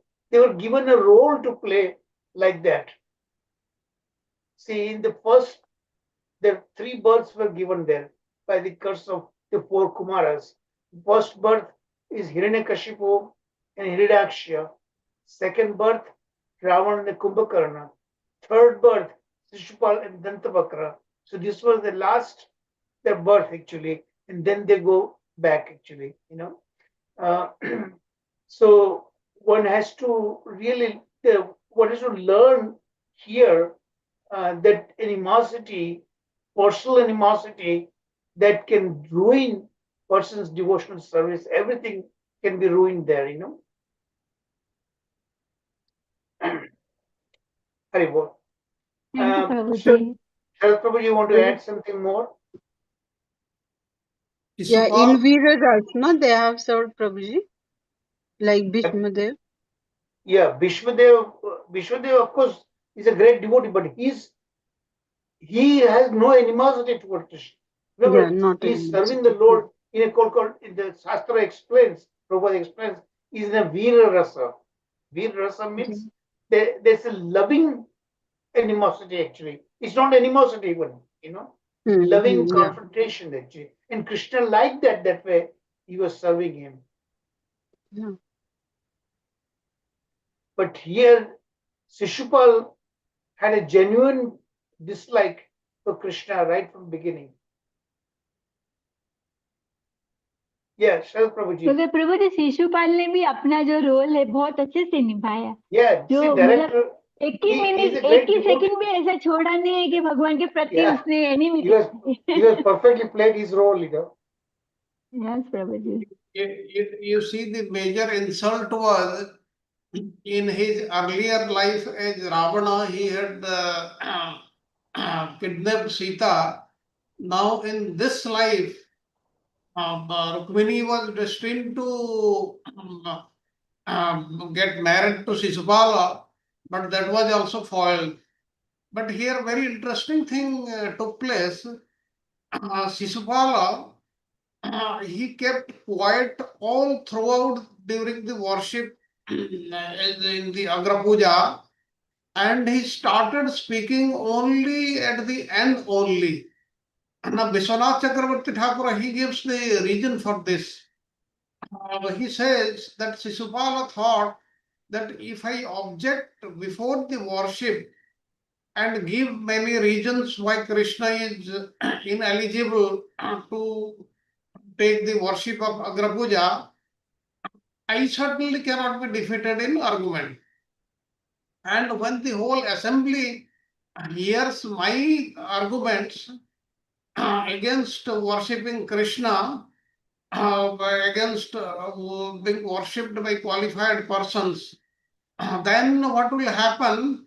The sacrifice will proceed properly. I'll remain silent for now, but after Krishna is worshipped, I will establish his lack of qualification and thus demonstrate how the sacrifice is now spoiled. And after fulfilling my desire, I'll depart with my associates from this assembly. In this regard, it has been covered, but I will also tell certain Smruti, what is given in the Smruti regarding all these things. In place where those who are not to be worshipped are worshipped, there is offense to those who are actually worshipable. There is also the statement in this Smruti, it says that improperly understanding who is to be worshipped and who is not to be worshipped will impede one's progress in life. Then there is very interesting thing at the end. What happened? Krishna had to intervene. But why Krishna intervened? On this, Vishwanath Chakravarti Thakur says, Krishna's intention was, he thought, if I remain silent, then these people will fight amongst each other and fill the sacrificial arena with blood. And if I mount my chariot and fight with them, with my army, then also this place will become contaminated by blood. And in either way, the Rajasuya sacrifice of my dearmost Yudhishthira will get spoiled. Now, to reconcile this point, what he thought, I should use my Sudarshan Chakra to cut the head of Sisupala, and not a drop of blood will come out in this operation. And deciding this, Krishna immediately stood up and cut up Sisupala's head with his disc in such a way that not a drop of blood fell on the sacrificial arena. That means all the aims were achieved at the end. And Sisupala, as Charu Prabhuji said, he was destined to go back to Godhead because this he became a demon. It was because of the wish of Lord Krishna, not his own doing. And Krishna wanted that way to happen, and it happened that way. That's why everything happens because of the wish of the Supreme Lord, and all these leelas, they also happened like this, and it came to an end after 3 lifetimes of Jaya and Vijay. Thank you, Prabhuji. See, another thing in this 10th canto, Rakshamataji very rightly pointed out, we learn so much about Krishna's character. the way he thinks, how he interacts with devotees. In these 90 chapters, so much we learn, some very, very personal aspect of Lord Krishna. Only devotees can appreciate that. Others cannot. Somebody see him as just politician, somebody see him as just gwala, like that, But that's not the point here. The point here is how Krishna really attracts, by his beauty, by his character, by his love, his compassion, so many wonderful qualities he had. And remember, the 5 qualities that he had was very, very unique, that none of his expansion, even Lord Narayana, does not have that. Venu Madhurya, all these 5 qualities that is listed, and his sweet pastimes. Anybody would naturally be attracted, pulled towards Krishna. That is this wonderful. I find it very amazing. See, in doing these PowerPoints, I had a very, very unique role to play. The Lord gave me that opportunity to learn so much about Krishna's qualities. 64 qualities, it's just wonderful. 90 chapters, so much in great detail. We learn some personal aspect of Krishna. Automatically, the bhakti will develop just simply hearing that. All our dirt within us, which is the result of the mode of passion and ignorance, the lower modes of material nature, that will disappear if you really sincerely hear all these 90 chapters. Hare Krishna. Yes Prabhu ji, very true. प्रभु जी, मुझे जो सबसे अच्छा लगा कि भगवान का behaviour सबके साथ, कैसे अच्छे से बिहेवियर, सबके साथ डीलिंग कितनी अच्छी है। अब आज ये 20,800 किंग के साथ देखे हैं, फिर वो 16,000 वो सब जो प्रिंसेस जो थी उनके साथ, मतलब ईच एंड एवरी वन के साथ भगवान का जो बिहेवियर है और dealing, it is so amazing और inspiring. Yes, so nicely put. Thank you, Mataji. Thank you very much, and thank you very much, Nityasaki Mataji. I'm really, really personally pleased. The way you speak is so wonderful, so wonderful. And this was not easy. This was not an easy talk. This talk was not that easy, but she did so wonderful. So Prabhuji, it was a huge chapter, na? So could not detail out how he was killed with Sudarshan ji. Was I could so not much so much to talk about, but you talked. The one really nice thing about it, you read each and every word of my PowerPoint, but at the same time, then you express in your own words also. How you managed to do it in that time period that you were allotted, that is amazing, Thank you, Prabhuji.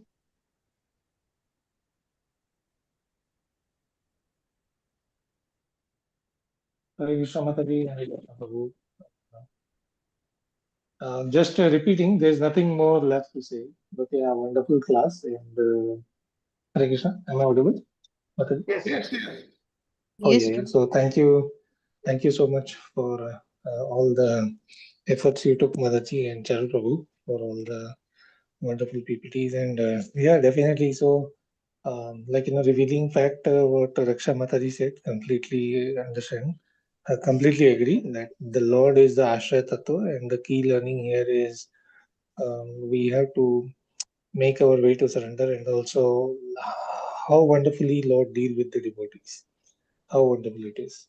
And even with Shishupal, it is like it is for his own benefit he is doing, right?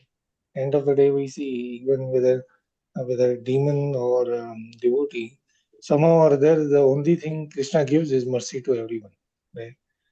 And also Nityasaki Mataji, you rightly said, but that does not mean that we take that route. For us, whatever Prabhupada has given, that is our approach, and that is the mindset. So thank you, Mataji.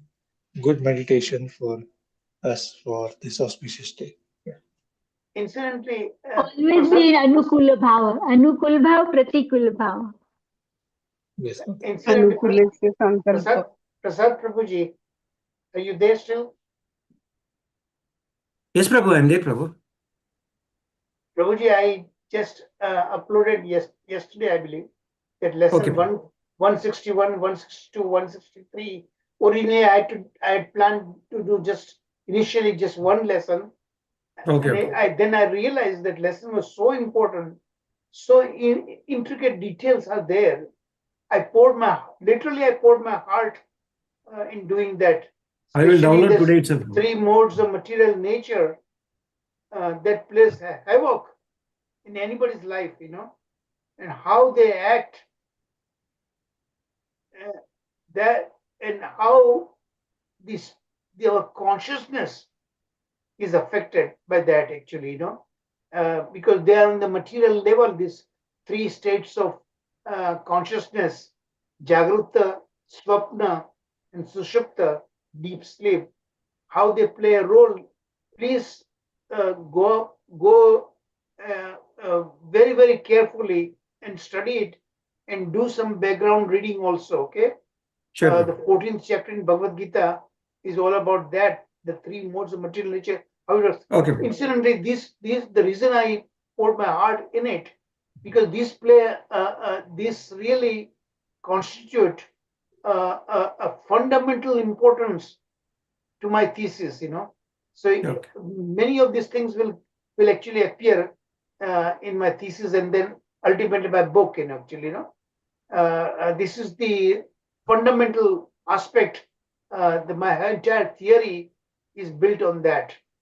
Okay. Sure. So please go through that, and you have at least 6 months to prepare, right? Yes. We are now doing this lesson. What this is for 64, 74 or something like that. I've done up to 160 lessons. 74, so far. Prabhuji. 74.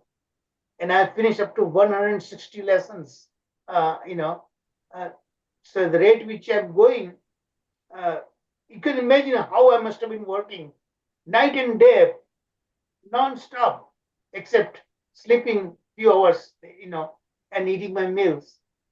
Because this constantly, it's like reading a interesting book or novel, suspense novel. Once you start, you don't want to leave it behind.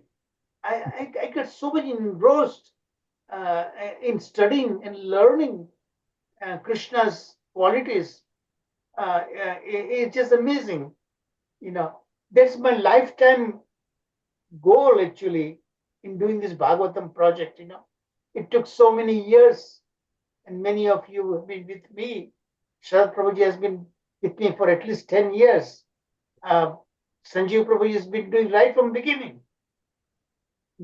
So this has really fulfilled my dream, and it has, played a very, very important role in developing and nurturing my own bhakti, my own devotional service. So please really go through that, and I don't want Sure, to, bro. because I become I'll go through, emotional. bro. I'll go through and let you know, bro. I'll come back to you. Thank you. Thank you, bro. But Thank it's you. already been uploaded, okay? Yeah, sure. Hare I'll download. प्रभुजी हरे कृष्णा प्रभुजी एक most important point ये है कि अगर हम भागवतम पढ़ते हैं ना तो हम कभी भी बोर नहीं होते, मगर कभी वो दूसरी मटेरियल बुक पढ़ते हैं तो बार बार पढ़ने से एक टाइम ऐसा आता है कि हम बोर हो जाते हैं कि अभी बस बहुत हो गया, अभी नहीं पढ़ना इसको। मगर भागवतम, भगवत गीता जैसे हम पढ़ते हैं तो हर रोज पढ़ते फिर और बढ़ता है हमारा प्रेम कि भाई और पढ़ो। This is the difference, Prabhuji, है ना? In this Bhagavatam, I have to study, purports in the Bhagavatam itself. Now, of course, in 10th Canto, it was not Prabhupada himself wrote those purports, but still our very, very advanced acharyas wrote that. But they also took help from many, many our acharyas, beginning from Sridhar Swami Maharaj, Bhakti Saraswati Maharaj, all our purports are there, and that everything's there. And then, of course, I especially paid attention to Srila Vishwanath Chakravarti Thakur, So all these readings, it's a culmination of tremendous reading material. It enters into this each and every word that you see that here,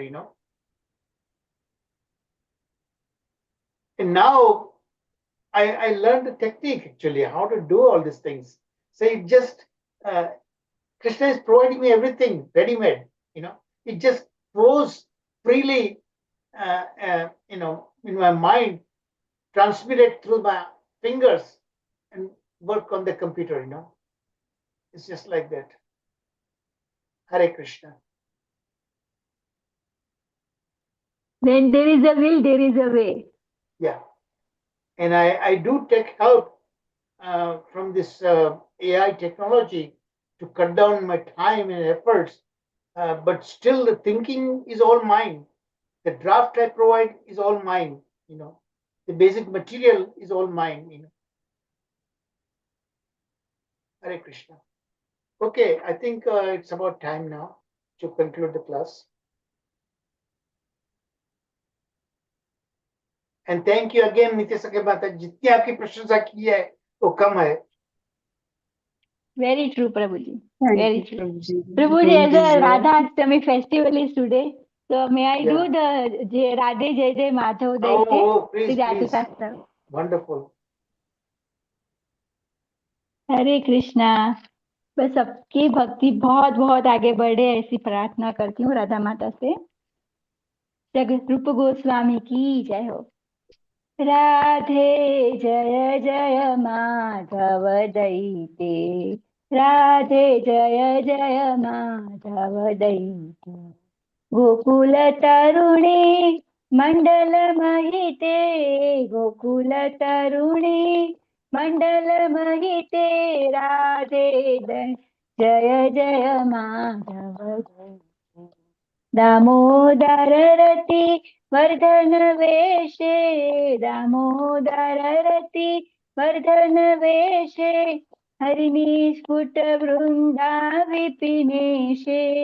हरिनिस्फुट वृंदा विपिनेशे. राधे जय जय माधव दैते. हो राधे जय जय माधव दैते. वृषभानुदधि नवशशिलेखे. वृषभानुदधि नवशशिलेखे. ललिता सखी गुण रमित विशाखे. ललिता सखी गुण रमित विशाखे. राधे जय जय माधव दैते. हो राधे जय जय माधव दैते. करुणा कुरु मोई करुणा भरी दे. करुणा कुरु मोई करुणा भरी दे.